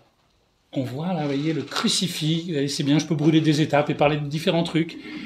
Quand même, ce à quoi on reconnaît Notre-Dame de la Salette, c'est donc les 3 positions. Comme ça, ensuite, debout, dans Notre-Dame de cette douleur, on dit plutôt, Notre-Dame en pleurs, Notre-Dame de conversation, quand elle parle aux 2 enfants, imaginez-vous quand même, face à votre maman, même pas la Sainte Vierge, quoi. Vous êtes debout, et elle vient, elle s'approche de vous, elle se met les bras croisés, elle se met à pleurer et à vous dire des choses. C'est comme ça qu'il faut voir la Salette, vous voyez. C'est notre maman toute aimante, mais pleurante, qui vient nous dire des choses. Et c'est comme ça qu'il faut le prendre. Vous voyez, c'est sérieux, quoi. Une maman qui vient les bras croisés en pleurant pour nous dire quelque chose. Il faut le prendre comme ça. Ça, c'est la 2e position. La 3e position, Notre-Dame de l'Assomption. Quand ensuite elle est montée, elle est décollée un peu du sol. Je vais vous en parler. Et là, hop, elle a disparu ensuite dans l'Assomption. Elle est montée. C'est les 3 positions qu'on reconnaît de la Salette. Et un des trucs super auquel on peut vraiment reconnaître la Salette, c'est son crucifix avec le marteau d'un côté et les tenailles de l'autre. Alors tant que j'y pense, je vous le dis, parce que souvent j'oublie. Alors déjà, je vous dis, voilà. Donc Notre-Dame a dit, les apôtres des derniers temps, ils porteront une croix comme la mienne. Vous voyez, donc ça sera un signe que les apôtres des derniers temps, qui sont un nouvel ordre missionnaire, on va en parler après, porteront un crucifix avec les tenailles et le marteau de chaque côté. La symbolique, que moi je connais, je suis pas très très fort à tous ces trucs-là, mais en gros, le marteau à gauche de notre Seigneur, ça sera au moment du jugement dernier les réprouvés, ceux qui ont cloué notre Seigneur, et les tenailles, ce seront les élus à droite, qui ont enlevé les clous de notre Seigneur. Voilà, c'est un bon moyen pour s'en souvenir, c'est facile. Mais c'est hyper important. En fait, le cœur de la Salette, on va voir après, mais c'est vraiment les apôtres des derniers temps, et c'est ce crucifix. Voilà. Et là, Notre-Dame commence à parler aux enfants. Elle va donner, en gros, un message public qu'elle va donner aux 2 enfants. Ça va être, je vais vous le dire, c'est principalement, je vais pas tout vous dire, mais principalement 2e et 3e commandement, blasphème, et le non-respect du dimanche, ne pas aller à la messe le dimanche, et le travail du dimanche. Ces choses-là, on se rend pas compte. Mais Notre-Dame dit, c'est ça qui alourdit tant le bras de mon fils, et qui amène tous les châtiments, en fait, vous voyez. Et on se rend pas compte de ça. Et nous, on va aller travailler, j'ai un petit coup de peinture à faire, je vais aller travailler, je vais aller au marché, ou je vais ouvrir quand même mon magasin aujourd'hui, le dimanche, et tout. Ça vraiment, ça déplaît beaucoup au bon Dieu. Et les blasphèmes. Mettre le nom de Jésus ou de Dieu au milieu de gros mots ou de choses comme ça. C'est le message public. Je vais vous en parler. Et puis après, il y a les secrets. Un secret qu'elle donne à Maximin. Pendant qu'elle donne le secret à Maximin, Mélanie dira je voyais ses lèvres bouger, mais je n'entendais pas ce qu'elle disait. Et puis réciproquement. Après, elle va donner un secret à Mélanie, qui est beaucoup plus long. Et puis, et là, Maximin dira je voyais les lèvres bouger, je n'entendais pas ce qu'elle disait. Le message public. 2, 3 exemples. En anglais. En anglais. Si mon peuple ne veut pas se soumettre, je suis obligé de laisser aller le bras de mon fils. Il est si lourd que je ne peux plus le retenir. En 1846, hein. Imaginez maintenant. Je vous ai donné 6 jours pour travailler, et il y a des gens qui ne comprennent pas ça. Ils disent, mais ça c'est le bon Dieu. En fait, la Sainte Vierge vient parler au nom du bon Dieu. J'ai gardé le 7e jour pour moi-même, mais personne ne veut me le donner. C'est ce qui alourdit tant le bras de mon fils. Et ensuite le blasphème. Il y aura des famines. Je passe en gros, hein, c'est juste pour que vous ayez les récoltes vont pourrir. Et tout ça, c'est... et vous allez jurer à cause de ça. Et en fait, tout ça, c'est votre punition parce que vous êtes éloigné du bon Dieu et que vous respectez pas les dimanches et que vous blasphémez. En gros, elle dit tous les châtiments, tous les châtiments qui arrivent sur terre sont dus au péché des hommes. Je dis ça parce que il faut que je m'en souvienne régulièrement de choses comme ça, parce que sinon, très rapidement, vous savez, comme on est tous un peu des complotistes, rapidement, on peut vite se dire ah bah oui, que c'est des raisons humaines. Vous voyez, un tel c'est un pourri, Macron c'est un pourri, machin là. Ouais, je suis bien d'accord, mais très souvent, si on comprend bien les écrits de Mélanie et moi quand je comprends bien la Salette, bah en fait. Les Macron et compagnie, c'est quoi? C'est des châtiments du bon Dieu, en fait. C'est des châtiments du fait qu'on pêche et qu'on se soit éloigné de Dieu. Mélanie disait, et je trouve que c'est très juste, et il faut que je me le rappelle à moi régulièrement, parce que je suis un complotiste, quoi. Mais qu'en fait, Mélanie disait, je crains plus un catholique tiède que 10 francs-maçons. Vous voyez? Mais c'est ça, et tout est là. Et nous, en tant que catholiques, on est trop tiède. Enfin, je me dis ça. Je devrais pas dire des choses comme ça parce que je sors de mon rôle. Vous voyez, moi, je dois vous parler de choses historiques. Je suis pas prêtre. Souvent, on sort de son truc. Vous voyez. Bon, j'ai pas à vous parler de choses spirituelles. Les abbés font ça beaucoup mieux que moi. S'ils se convertissent, les pierres et les rochers se changeront en patates, en pommes de terre et en blé. Et le sol sera fertilisé. Vous voyez? C'est Notre-Dame qui parle. Ça, c'est le message public. Et à la fin. Oui, parce qu'elle a dit, les patates vont pourrir, à la Noël, il n'y en aura plus, etc., etc. Donc ça, il y a vraiment des châtiments. Il va y avoir les enfants de 7 mois et plus, 7 mois, entre 7 mois et 2 ans, qui vont mourir de tremblements dans les bras de ceux qui les porteront. Et puis c'est arrivé, hein. Il y a eu, sauf à Corps, où les gens se sont convertis dardard, quoi, après l'apparition. Et dans toute la vallée, les endroits où ils ne sont pas convertis, ils ont eu tous les châtiments qu'avait donné la Sainte Vierge. Et elle demande à la fin, elle demande aux enfants, dites-vous bien votre prière, mes enfants? Et les deux, ils ont dit, oh non, madame, pas beaucoup. Ah, mes enfants, il faut bien la faire, soir et matin. Quand vous ne pourrez pas faire mieux, vous direz un pater et un ave. Et quand vous pourrez faire mieux, vous en direz davantage. Il n'y a que les femmes âgées qui vont à la messe le dimanche. Et pendant l'été, tous les hommes travaillent dans les champs et ils y vont en hiver seulement pour se moquer de la religion. Et un truc quand même, vous voyez, des trucs dont on ne se rend pas compte. Pendant le carême, c'est un reproche que fait la Sainte Vierge. Pendant le carême, ils vont à la boucherie comme les chiens. On n'a pas l'habitude d'entendre. Il y a beaucoup de trucs dans la Salette, vous allez voir dans le secret, on n'a pas l'habitude d'entendre la Sainte Vierge parler comme ça. Et il y a beaucoup de gens, ils n'aiment pas. Parce que la Sainte Vierge, ça va toujours être doux, gentil, puis c'est uniquement la miséricorde, et puis elle ne doit pas nous dire des choses dures. En fait, quand elle vient dire des choses dures, on lui tourne le dos, on n'en veut pas. Mais ça, c'est un problème. Hein. Parce que Mélanie disait, mais elle vient nous le dire par amour, comme une maman qui nous aime, pour qu'on se convertisse. C'est pas un reproche. Enfin, quand même.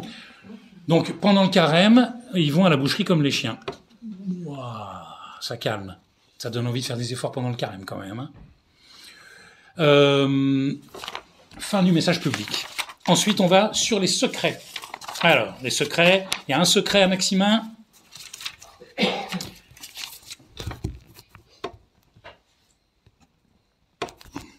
Un secret à Maximin. La Sainte Vierge lui donne un secret, elle lui dit « Vous ne le direz à personne ». Alors souvent les gens « Oui, comment ça se fait? C'est pas possible. » Elle a donné un secret, elle lui donne un secret, puis le secret, il peut pas le dire. Comment ça se fait? Par exemple, à Lourdes, comment elle s'appelle, Bernadette, il y a des choses qui lui ont été données qui étaient publiques, et qu'elle devait dire, puis il y a des choses, elle disait « Non, je le garde pour moi. » Il y a des choses qui étaient pour moi. Sœur Lucie, c'est pareil à Fatima. Il y a des choses qui étaient pour elle, et des choses qui étaient à révéler. Maximin... Vous voyez, un petit peu comme un test un petit peu du ciel, je dirais. Lui qui était très extraverti, très sociable, à toujours vouloir parler tout le temps, le contraire de Mélanie, eh ben, c'était un petit peu un test, une difficulté que lui donnait la Sainte Vierge en lui donnant un secret qui ne devait pas être révélé. Et il a réussi à tenir, et toute sa vie, il ne l'a pas dit. Je vous dis ça, alors, il y a pas mal de gens, il y a des gens qui connaissent très bien la Salette, vous voyez, qui disent qu'on a en fait, qu'on a retrouvé dans les archives et tout ça, le secret de Maximin. Donc, vous verrez sur Internet des secrets de Maximin. Moi, c'est pas ma version du truc. Ma version du truc, c'est que la Sainte Vierge lui a dit, vous ne le révélerez jamais, et que Maximin, publiquement, pendant sa vie, il ne l'a jamais révélé. Alors que des gens, après, aient essayé de pêcher le secret de Maximin, déjà, je pense que c'est une erreur. On ne devrait pas faire des choses comme ça. Voilà. Et moi, en tout cas, de ce que j'ai vu jusqu'à maintenant, des secrets de Maximin qui ont été trouvés, moi, j'y crois pas. Voilà. Après, c'est chacun de faire son discernement. En tout cas, la Sainte Vierge, je lui ai dit de ne pas le dire. Donc, voilà. Fin du topo, là-dessus. Et puis, alors, ce qui est très marrant, et à Mélanie, la Sainte Vierge donne un secret. Elle donne un très long secret à Mélanie, qui n'a pas du tout plu, et qui ne plaît toujours pas. N'est-ce pas, monsieur l'abbé? Alors, Mélanie, écoutez bien, Mélanie, je vais pas vous le lire, je vais juste vous faire une petite anecdote. Mélanie, non, c'est de la Sainte Vierge qui parle, après le message public. Mélanie, ce que je vais vous dire maintenant ne sera pas toujours secret, vous pourrez le publier en 1858. Donc la Sainte Vierge donne ordre à Mélanie de publier ce secret 12 ans après l'apparition. Alors, ce qui est très... En même temps que Lourdes. Voilà, 1858, Lourdes. Oui, mais ça va avec Lourdes. Donc ce qui est très marrant, c'est que Maximin, la Sainte Vierge, lui dit de ne pas lire son secret. Pendant toute sa vie, tout le monde a bassiné Maximin pour qu'il dise son secret. Et Mélanie, elle doit le révéler publiquement, mais toute sa vie, on l'a bassiné pour qu'elle se taise. Vous voyez comme sont les hommes. Et vous voyez, rien qu'en regardant ça, c'est évident que c'est le démon qui est derrière. C'est le démon qui veut faire le contraire de ce que veut le bon Dieu. Et que des gens qui pensent être bien intentionnés, en fait, c'est le boulot du démon. Mais pourtant, il y a des gens super bien intentionnés là-dedans. Le secret, je vais vous dire le début, vous allez comprendre pourquoi ça a été... Donc le secret, en gros, il a été approuvé par Léon XIII, par la curie romaine, qu'il n'y a rien vu de contraire à la foi catholique. Donc ça a été visé par la curie romaine, la congrégation de l'Index, la congrégation pour la doctrine de la foi, au moment de Léon XIII. Donc il y a un congrès exprès pour ça, en 1878 à Rome. Et je vous dis ça pour les détracteurs du secret. Et donc Rome a décrété qu'il n'y avait rien contre la foi catholique dans ce secret, que par contre, il devait être jugé d'origine divine et venant bien de la Sainte Vierge. Je vous le dis parce qu'il y a toujours des gens qui vont dire « non, la petite menteuse, le truc, hein. La menteuse, la petite folle, elle invente n'importe quoi, la petite orgueilleuse, Mélanie, elle a inventé tout ça. » Vous allez voir les paroles théologiques. Alors ce secret, il fait 4 pages à 5, si je ne me trompe pas, non 1, 2, 3. La plénitude de l'âge, non. Il fait 6 pages il fait 8 pages, non, je ne sais plus. Enfin bref, en gros, il fait 4 pages à 4. 2 grandes pages à 4, je ne sais plus. Il est vraiment long. On l'appelle l'Apocalypse de la Sainte Vierge. C'est des prophéties qui courent de 1846 jusqu'à la fin du monde. La fin du monde, c'est juste la dernière phrase, mais ça va jusqu'à la mort de l'Antéchrist, on va dire. C'est énorme. Il y a plein de choses là-dedans. Il y a plein de choses qui ne plaisent pas du tout au démon, parce que ça vient dévoiler plein de plans du démon. Et là, il n'aime jamais. C'est pour ça qu'il a combattu, vous voyez. Alors, comment le démon s'est servi des Français, des prêtres du clergé français pour combattre ça? C'est pas difficile. Hein. Vous avez juste le début du secret. La Sainte Vierge parle, on n'a pas d'habitude. Hein. Accrochez-vous. Les prêtres, ministres de mon Fils, les prêtres, par leur mauvaise vie, par leurs irrévérences et leur impiété à célébrer les saints mystères, par l'amour de l'argent, l'amour de l'honneur et des plaisirs, les prêtres sont devenus des cloaques d'impureté. Cloaque, c'est égout. Oui, les prêtres demandent vengeance, et la vengeance est suspendue sur leur tête. Malheur aux prêtres et aux personnes consacrées à Dieu, lesquels, par leurs infidélités et leur mauvaise vie, crucifient de nouveau mon Fils. Les péchés des personnes consacrées à Dieu crient vers le ciel et appellent la vengeance. Et voilà que la vengeance est à leur porte, car il ne se trouve plus personne pour implorer miséricorde et pardon pour le peuple. Il n'y a plus d'âme généreuse, il n'y a plus personne digne d'offrir. La victime s'entache à l'Éternel en faveur du monde. Voilà. C'est juste le premier petit paragraphe. Dieu va frapper d'une manière sans exemple, etc., etc., etc., etc., etc. Il faut, le pape, elle met donc vous voyez, là, ça a été facile, voyez, enfin, Mélanie disait, les prêtres qui attaquent le secret à cause de choses comme ça, c'est parce qu'ils se sentent visés, qu'ils veulent pas changer de vie. Et elle disait, je trouve c'est très juste. Si vous dites ça, par exemple, à un saint curé d'Ars, tout de suite, il va se mettre à genoux, il va pleurer, il va faire un mea culpa, il va dire, vous avez raison Seigneur, je suis nul, je vais mieux faire. Ça, c'est la réaction d'un saint, vous voyez. Et tous ceux qui ont combattu, en fait, en France, donc Mélanie, pendant sa vie, va toujours trouver refuge en Italie. C'est quand même important de noter qu'elle a toujours été reçue par des évêques en Italie et reçue par les papes. Elle a été soutenue par 3 papes d'affilée, et pas des moindres. Pie IX, Léon XIII, Saint Pie X, il a lu l'enfance de Mélanie et il disait « Où est notre sainte ? Où est cette sainte ? Il faut faire avancer sa cause de canonisation. » Vous voyez, Mélanie disait, les prêtres qui attaquent tout ça, c'est des prêtres qui sont attachés au char de la maçonnerie. C'est-à-dire que, même s'ils n'étaient pas forcément maçons, elle disait, en 1870-80, Mélanie dit, en France, et ça, si elle le dit, elle n'invente pas, hein, si elle le dit, c'est qu'elle le sait par notre Seigneur, hein. Elle le voyait tout le temps, hein. Elle savait tout ce qu'elle dit, c'est par le bon Dieu, hein. Elle disait, il y a plus de 50% du clergé français qui est attaché à la maçonnerie. Ça veut dire qu'ils sont... Soit ils sont leur numéro, soit ils obéissent. Ça ne veut pas dire qu'ils ont forcément la carte, vous voyez, mais au moins ils obéissent à la maçonnerie, ils ne vont pas aller contre. Je vous laisse imaginer maintenant. Je dis ça, mais enfin, parfois il y a des gens qui me disent « Ouais, mais ça c'était avant, maintenant c'est plus comme ça. » Non, maintenant c'est plus comme ça, non. C'est plus comme ça maintenant. Ah non, bien sûr, c'est évident, c'est plus comme ça maintenant. C'est mieux. On voit bien que c'est mieux, hein. On voit. Hein. Bon. Alors, elle s'adresse au pape Pie IX. Qu'il se méfie de Napoléon, son cœur est double, et quand il voudra être à la fois pape et empereur, bientôt Dieu se retirera de lui. Et là, les gens pensaient que c'était Napoléon Ier. Et en fait, non, c'est Napoléon III. Qui d'abord était favorable à l'Église, tout le monde le croyait très gentil, et elle savait d'avance. Donc c'est pour ça qu'elle attirait l'attention. Tout à fait. Que le pape se tienne en garde contre les faiseurs de miracles, etc. Donc Notre-Dame vient quand même... Il y a un message là quand même directement pour Pie IX de l'époque.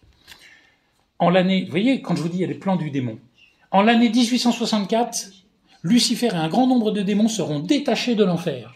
Donc vous voyez, châtiment du bon Dieu. Lucifer est détaché de l'enfer avec un grand nombre de démons. Ils aboliront la foi peu à peu, et même dans les personnes consacrées à Dieu. Ils les aveugleront telle manière qu'à moins d'une grâce particulière, ces personnes prendront l'esprit de ces mauvais anges. Plusieurs maisons religieuses perdront entièrement la foi et perdront beaucoup d'âmes. Etc., etc. Plein de choses. C'est long, hein, je ne vais pas vous le lire. La sainte foi de Dieu étant oubliée. Alors, voyez, je tiens à vous dire, voyez, ça c'est une prophétie. Ben, la prophétie, c'est comme l'Apocalypse. Je vous dis franchement, parce qu'on est à une époque où tout le monde, comme disait saint Paul, tout le monde est évêque maintenant, tout le monde est son propre maître. Vous voyez, sur Internet, tout le monde interprète tous les trucs spirituels, on a des grands docteurs de l'Église qui apparaissent tous les jours sur Internet, quoi, en gros. Hein. Et moi, je vous dis franchement, mais même parfois, parce que voilà, je parle de la Salette et tout, vous voyez, puis je suis converti. Et parfois, souvent, on me pose des questions où je suis là, mais moi, je suis pas prêtre, je n'ai pas les grâces pour répondre à ces choses-là. Il y a plein de choses dans le domaine spirituel, vous voyez. Moi, je peux parler historiquement de choses que je connais, mais j'ai pas des réponses spirituelles aux choses. Et il y a beaucoup de gens, à nouveau, vous voyez, la Salette, c'est un terrain glissant. Et c'est aussi pour ça que c'est décrié, la Salette. Parce que beaucoup de gens, pour bien faire, vont vraiment interpréter le secret. Ça, c'est ce qu'on vit en ce moment. Ça, c'est ce qui vient de se passer, etc. Mais pour interpréter une prophétie, c'est comme l'Apocalypse, c'est pas donné à n'importe qui. En général, je sais pas, l'Église enseignante, déjà, normalement, c'est les évêques. Et il y a beaucoup de gens qui ils veulent bien faire, mais ils se risquent à interpréter des choses qu'il y a dans le secret de la Salette. Ça finit presque par faire du tort à la Salette, en fait. Il y a des gens du clergé qui ont des grâces particulières pour interpréter ces choses-là. Il faut les laisser s'exprimer. C'est pas à nous. Moi, je vais pas vous dire quand va venir l'Antéchrist, il est mentionné là-dedans. Rome perdra la foi, deviendra le siège de l'Antéchrist. Rome païenne disparaîtra, Paris sera brûlé, Marseille englouti. Moi, je vais pas vous dire quand ça va arriver, et je vais pas commencer à jouer au gourou, vous voyez. Mais la tentation est grande, et le démon va me pousser à ça. Et on est tous poussés à des choses comme ça. Et c'est une erreur. Et je vous dis franchement, la Notre-Dame a dit, le secret, vous le ferez passer à tout mon peuple. Donc on a, une fois que vous avez écouté aujourd'hui, vous voyez, vous avez devoir de diffuser ça, ce livret, où il y a le message public et le message et le secret. Mais vous n'avez pas devoir de commencer à jouer à l'évêque et à vouloir tout interpréter ce qu'il y a là-dedans. Vous voyez, le bon Dieu saura faire à chaque âme, lui faire découvrir ce qu'il veut bien lui faire découvrir en lisant la chose. Moi je dis méfiance. Peut-être que je me trompe, hein, mais je vous donne en tout cas mon point de vue perso. Dans l'année 1865, on verra l'abomination dans les lieux saints. Enfin, c'est dur, hein. Le secret de la Salette, c'est quand on dit c'est l'Apocalypse, ça y va. Hein. La France, l'Italie, l'Espagne, l'Angleterre seront en guerre. Le sang coulera dans les rues. Le Français se battra avec le Français, l'Italien avec l'Italien.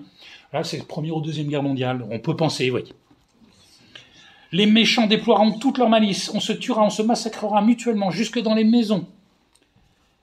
Au premier coup de son épée foudroyante, vous voyez un petit peu comme les mots qui sont employés. Au premier coup de son épée foudroyante, les montagnes et la nature entière trembleront d'épouvante, parce que les désordres et les crimes des hommes percent la voûte des cieux. Je ne sais pas comment la petite bergère, à 3 balles, elle peut inventer des trucs comme ça. Non, quand on dit qu'elle a inventé, la petite orgueilleuse, elle a inventé tout ça. Je vais dire, faut avoir un problème dans le cerveau pour dire des choses pareilles, quoi. On voit bien que c'est le bon Dieu qui parle, on voit bien que c'est tellement théologique, vous voyez, on ne peut pas inventer ça. Le désordre et les crimes des hommes percent la voûte des cieux, Paris sera brûlé, Marseille englouti. Donc ça nous pend au nez, hein, ça va arriver, qu'est-ce que vous voulez, j'y peux rien, hein, c'est pas de ma faute. Plusieurs grandes villes seront ébranlées, englouties par des tremblements de terre. On croira que tout est perdu. Ah, ça nous dit quelque chose. On ne verra qu'homicide, on n'entendra que bruit d'armes et que blasphème. Ça nous dit quelque chose. Les justes souffriront beaucoup, leurs prières, leurs pénitences et leurs larmes monteront jusqu'au ciel. Ah bah voilà, on a du boulot là. Hein. Là. Et puis après, vous allez voir, là. Cette paix parmi les hommes ne sera pas longue, il va y avoir une fausse paix. Un avant-coureur de l'Antéchrist. Donc là, les plans du démon bien dévoilés. Vous voyez, pour certains, à mon avis, des clercs, des ecclésiastiques qui ont des grâces d'État qui leur sont données, pour comprendre tout ça, vous voyez, la Salette donne des infos à des gens qui vont avoir des grâces pour nous prévenir et pour nous dire, la Salette nous a dit, ça c'est l'avant-coureur de l'Antéchrist. Vous voyez ? C'est pour ça qu'il faut le diffuser, ces choses-là. C'est pour ça qu'il faut que notre clergé l'ait. Ils n'en veulent pas. Mais nous, on s'en fiche, on est des fidèles, et la Sainte Vierge nous appelle. Vous allez voir. Je vais vous dire, après, la Sainte Vierge va vous parler à chacun d'entre vous. Le clergé n'en veut pas. Nous, on va le donner à notre clergé, on s'en fiche. On aura fait notre boulot. Et puis, il y a certaines personnes du clergé qui vont le prendre et qui vont nous aider. C'est eux qui vont interpréter tout ça. C'est ce que je crois. La terre sera frappée de toutes sortes de plaies. Il y aura des guerres jusqu'à la dernière guerre, qui sera alors faite par les 10 rois de l'Antéchrist, lesquels rois auront tous un même dessein et seront les seuls qui gouverneront le monde. Avant que ceci arrive, il y aura une espèce de fausse paix dans le monde. On ne pensera qu'à se divertir. Les méchants se livreront à toutes sortes de péchés. Mais les enfants de la Sainte Église, c'est vous, les enfants de la foi, mes vrais imitateurs, croîtront dans l'amour de Dieu et dans les vertus qui leur seront les plus chères. Heureuse, vous voyez, il y a quand même Sainte Vierge qui vient nous dire des trucs un petit peu léger, quoi, pour nous. Heureuses les âmes humbles conduites par l'Esprit Saint, je combattrai avec elles jusqu'à ce qu'elles arrivent à la plénitude de l'âge. La nature demande vengeance pour les hommes, et elle frémit d'épouvante dans l'attente de ce qui doit arriver à la terre souillée de crimes. Ça va pas être joli, hein. Tremblez terre, et vous qui faites profession de servir Jésus-Christ pour les âmes consacrées, et qui au-dedans vous adorez vous-même, tremblez, car Dieu va vous livrer à son ennemi. Vous voyez, c'est toujours les châtiments, c'est comme ça, en fait. Quand le démon, il a la main, quand nos clercs sont donnés aux mains du démon, en fait, c'est les châtiments. Ce sera pendant ce temps, moi je crois qu'il n'aime pas du tout ce passage-là, le démon. Ce sera pendant ce temps que naîtra l'Antéchrist, d'une religieuse hébraïque, d'une fausse vierge qui aura communication avec le vieux serpent, le maître de l'impureté. Son père sera évêque. Aïe. Mélanie, Mélanie, petite, elle a eu une vision de la Sainte Vierge qui lui a dit de donner toutes ses souffrances pour les prêtres et pour le clergé. Elle aimait tellement les sacerdotes, comme elle disait en italien, les prêtres et les évêques. Et ça me fait pleurer quand j'y pense. Son père, le père de l'Antéchrist, sera évêque. Elle n'ose même pas, Mélanie, écrire sur le secret. Elle écrit même pas évêque, elle écrit E-V. Point. Elle n'ose même pas l'écrire. Tellement ça lui broie le cœur. Voyez, le père de l'Antéchrist sera évêque. Eh bien oui. En naissant, il vomira des blasphèmes, etc., etc., etc. Donc, vous voyez, on a des descriptions assez précises de l'Antéchrist, vous voyez. Ça ne plaît pas du tout aux démons, ça. Donc, il faut absolument maudire cette Mélanie de la Salette. Il faut la maudire. Il ne faut pas que ça sorte. Les saisons seront changées. La terre ne produira que de mauvais fruits, etc., etc. Rome perdra la foi, deviendra le siège de l'Antéchrist. Alors, vous voyez, à nouveau, je dis, et vous voyez, il y a quand même pas mal de comment on appelle ça, de fidèles, de laïcs. Ah, bah, Rome a perdu, Rome perdra la foi, deviendra le siège de l'Antéchrist. Ah, bah, ça y est. Donc là, on a l'Antéchrist. Puis il y a 20 ans, ah, bah, ça y est, on avait l'Antéchrist. Puis le prochain, ah, bah, ça y est, on a l'Antéchrist. Bah oui, à un moment, effectivement, l'Antéchrist va siéger à Rome. Mais moi, j'attends qu'un saint évêque me le dise, quoi. Je ne vais pas commencer à décréter moi-même des choses. Moi, je trouve que c'est trop risqué. Je n'ai pas les grâces pour ça, je vous le dis franchement. Les démons de l'air avec l'Antéchrist feront de grands prodiges sur la terre et dans les airs, et les hommes se pervertiront de plus en plus. Vous voyez, donc on va avoir des prodiges. Les gens facilement pourront se dire qu'en fait c'est Jésus qui est là, que c'est le bon Dieu qui agit. Et en fait, non, ce sera l'Antéchrist. Bref. Malheur aux habitants de la terre, etc., etc. Voilà le temps, l'abîme s'ouvre, voilà le roi des ténèbres, voici la bête avec ses sujets, se disant le sauveur du monde, il s'élèvera avec orgueil dans les airs pour aller jusqu'au ciel, il sera terrassé par le souffle de Saint Michel Archange, etc. Mais notre maman est très bonne, la Sainte Vierge, c'est pour ça aussi qu'on est là, c'est pour ça qu'on survit. Voilà. Notre maman, au milieu de toutes ces prophéties, elle donne un message. Et maintenant, vous voyez, je pourrais encore parler des heures, mais je vais me concentrer maintenant sur l'appel de la Sainte Vierge. Et je pense que, pour nous, vous voyez, si vous êtes ici, c'est pas pour rien, c'est pas au hasard. Si vous êtes venu, c'est la Sainte Vierge qui vous a appelé à quelque chose. Et bien, la Sainte Vierge, là, elle va vous dire quelque chose. Je vais vous le lire, vous voyez, et c'est la Sainte Vierge qui parle à chacun de nous. Je pense que pour nous, fidèles, là, on est dans le cœur de la Salette. Et le cœur de la Salette, c'est les apôtres des derniers temps.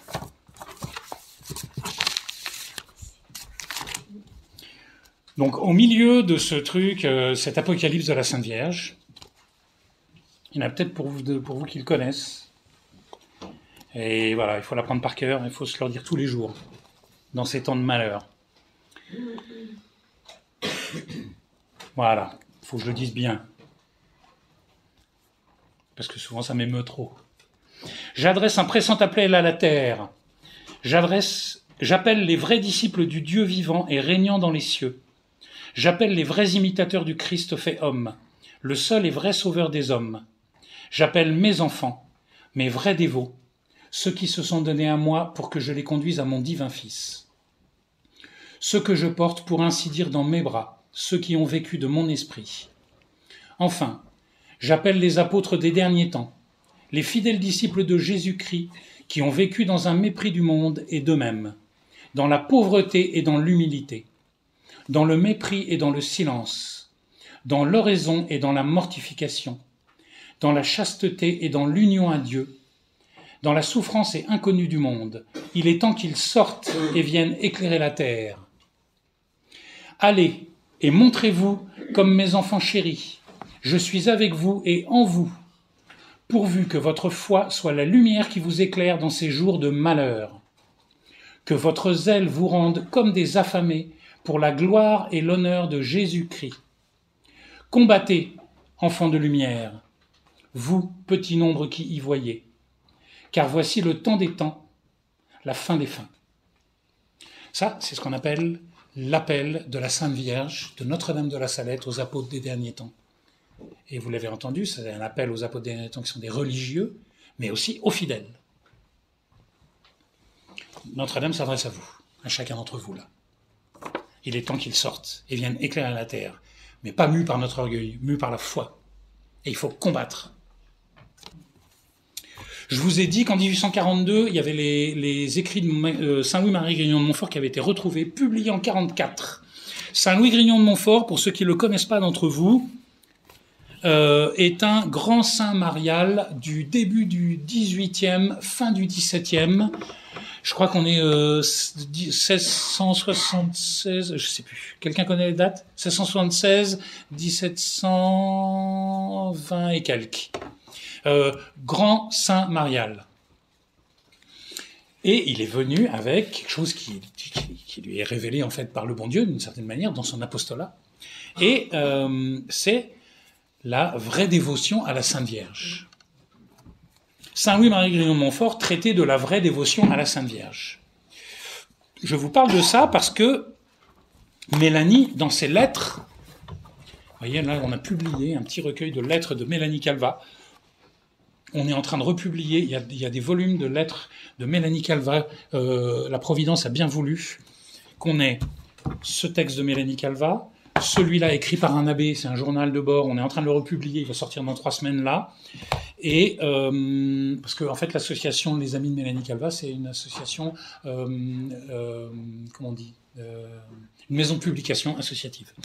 Et ça, c'est des extraits de lettres. J'ai mis 2-3 ans à préparer ça, parce qu'en fait, il y a des volumes de 500 pages qui existent de lettres de Mélanie, que je suis en train de republier, mais il y a des gens, ils veulent pas se coltiner des gros volumes de 500 pages.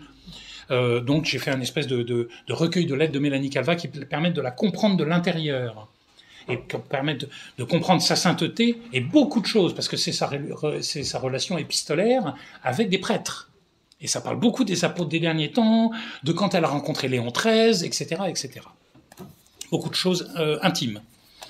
Et elle disait, Saint Louis-Marie Grignon de Montfort, après Notre-Dame de la Salette, donc avec son crucifix, après Notre-Dame de la Salette, qui est la mère de ce nouvel ordre religieux, les apôtres des derniers temps, qui s'appelle l'ordre de la Mère de Dieu, eh bien, Saint Louis-Marie Grignon de Montfort est notre père spirituel.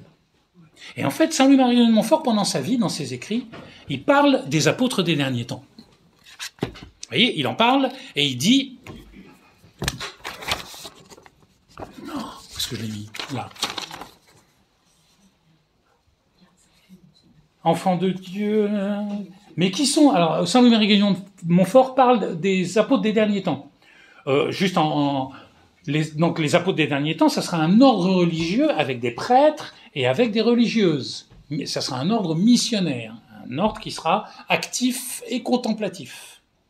Notre-Dame de la Salette voulait qu'il soit basé en haut sur la montagne de la Salette, au lieu de l'apparition. Mélanie, bon, je vous ai pas dit, mais pendant sa vie, a été chassée tout le temps de France, a été réfugiée en Italie, est revenue en France, chassée de France, excommuniée, tentative d'assassinat par la maçonnerie, j'en passais des meilleurs, et elle s'est retrouvée chez le pape, qui l'a gardée pendant 5 mois à Rome, et qui lui a fait écrire. Donc c'est un pape qui a demandé à Mélanie de rester à Rome, dans un couvent, pour écrire l'ordre de la Mère de Dieu, les constitutions. Elle avait déjà écrit pour son confesseur en Italie la règle et la vue.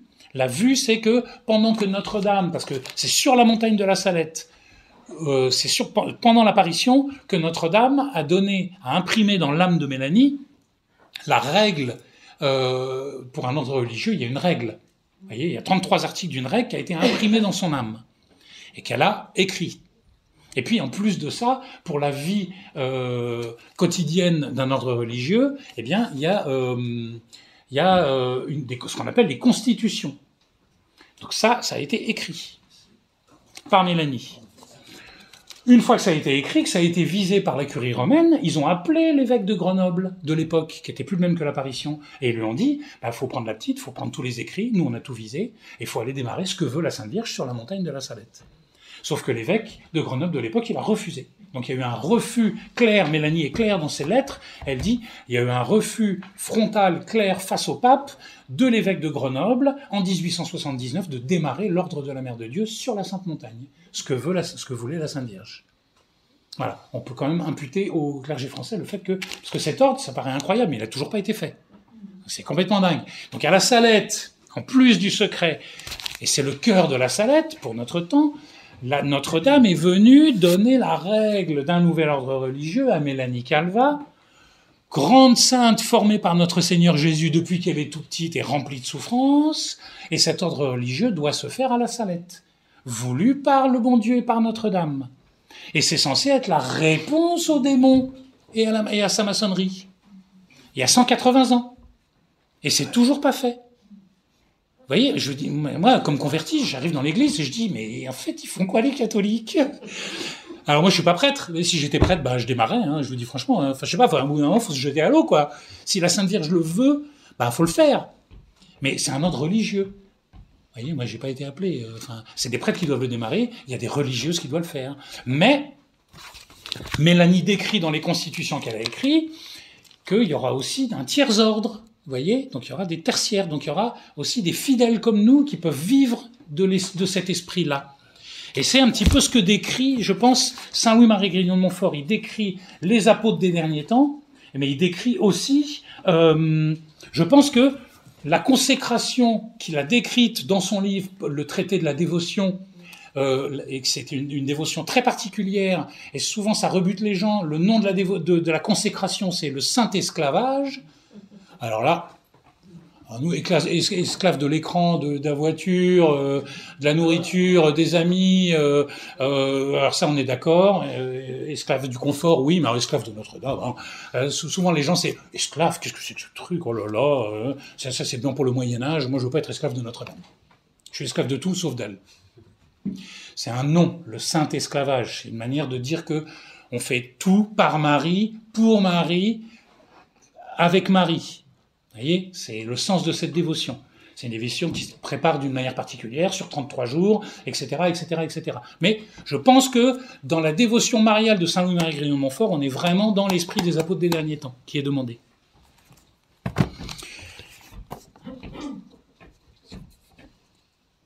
Saint Louis-Marie Grignon de Montfort dit que ils frapperont le diable et ses suppôts, ils tonneront contre le péché, ils gronderont contre le monde. Ce seront des apôtres véritables des derniers temps. Et il dit qu'ils combattront avec la croix dans la main droite et le chapelet dans la main gauche. Je termine. Désolé, j'ai été vraiment long. Dans les constitutions, Mélanie écrit que pour ceux qui connaissent le petit office de la Sainte Vierge, que les apôtres des derniers temps diront le petit office de la Sainte Vierge, que les tertiaires franciscains disent, par exemple. Voilà, je vous dis ça, je vous donne des pistes. Et je termine donc avec les livres de Saint Louis-Marie de Montfort, à mon avis, faut se les procurer. Circulaire aux Amis de la Croix, le livre de la sagesse, très important, le tout petit truc tout simple, le secret de Marie, qui explique vraiment comment donner tous ces petits actes de la journée, comment est-ce qu'on offre tout à Marie, par Marie, pour Marie, avec Marie. C'est vraiment l'esprit à mon avis. Et puis enfin, la milice de l'Immaculée, Saint Maximilien Kolbe, un grand saint polonais, grand saint marial du début du XXe, qui en voyant la franc-maçonnerie défiler en 1917 dans Rome, et qui avait déjà vu la Sainte Vierge quand il était petit, qui lui avait montré deux couronnes, une blanche et une rouge, et une c'était celle du martyr et l'autre c'était celle de la gloire. Il a dit je veux les deux. Et il a eu les deux, puisque il est mort, donc on le sait comme Ariane l'a décrit, à Auschwitz, il s'est donné pour quelqu'un et il est mort, mort de faim. Saint Maximilien Kolbe, qui était donc capucin, c'est important, qui était donc un père capucin, a fondé la milice de l'Immaculée. La milice de l'Immaculée, pour moi, vous voyez, je vous parle de Saint Louis-Marie Grignon de Montfort et de Maximilien Kolbe, parce que c'est les deux gros saints mariaux à mon avis, qui ont un sens pratique et qu'on peut vraiment suivre dans l'esprit des apôtres des derniers temps. Voilà, c'est ce qui me paraît important. La milice de l'Immaculée, il y a des documents ici que vous pouvez prendre gratuitement. Comment faire la consécration. C'est en gros de dire une prière par jour pour la conversion des francs-maçons, et puis d'avoir toujours sur soi des médailles miraculeuses à pouvoir donner, distribuer autour de soi, et des médailles miraculeuses si possible bénies. Voyez, ça, ce sont des mouvements mariaux qui me paraissent vraiment importantes et vraiment, comme dit Notre-Dame à la fin, mon cœur immaculé triomphera. C'est bien ce qu'on voit d'ailleurs dans le secret de la Salette. Et ça sera, je pense, le bon Dieu veut que ça soit par Marie que l'Église triomphe et que Jésus triomphe. Et je pense que les apôtres des derniers temps et ces mouvements mariaux justement de Saint-Louis Grignon de Montfort et de Maximilien Kolbe sont à mon avis le bon moyen pour nous de répondre aux démons et à sa maçonnerie. Voilà ce que je voulais vous dire.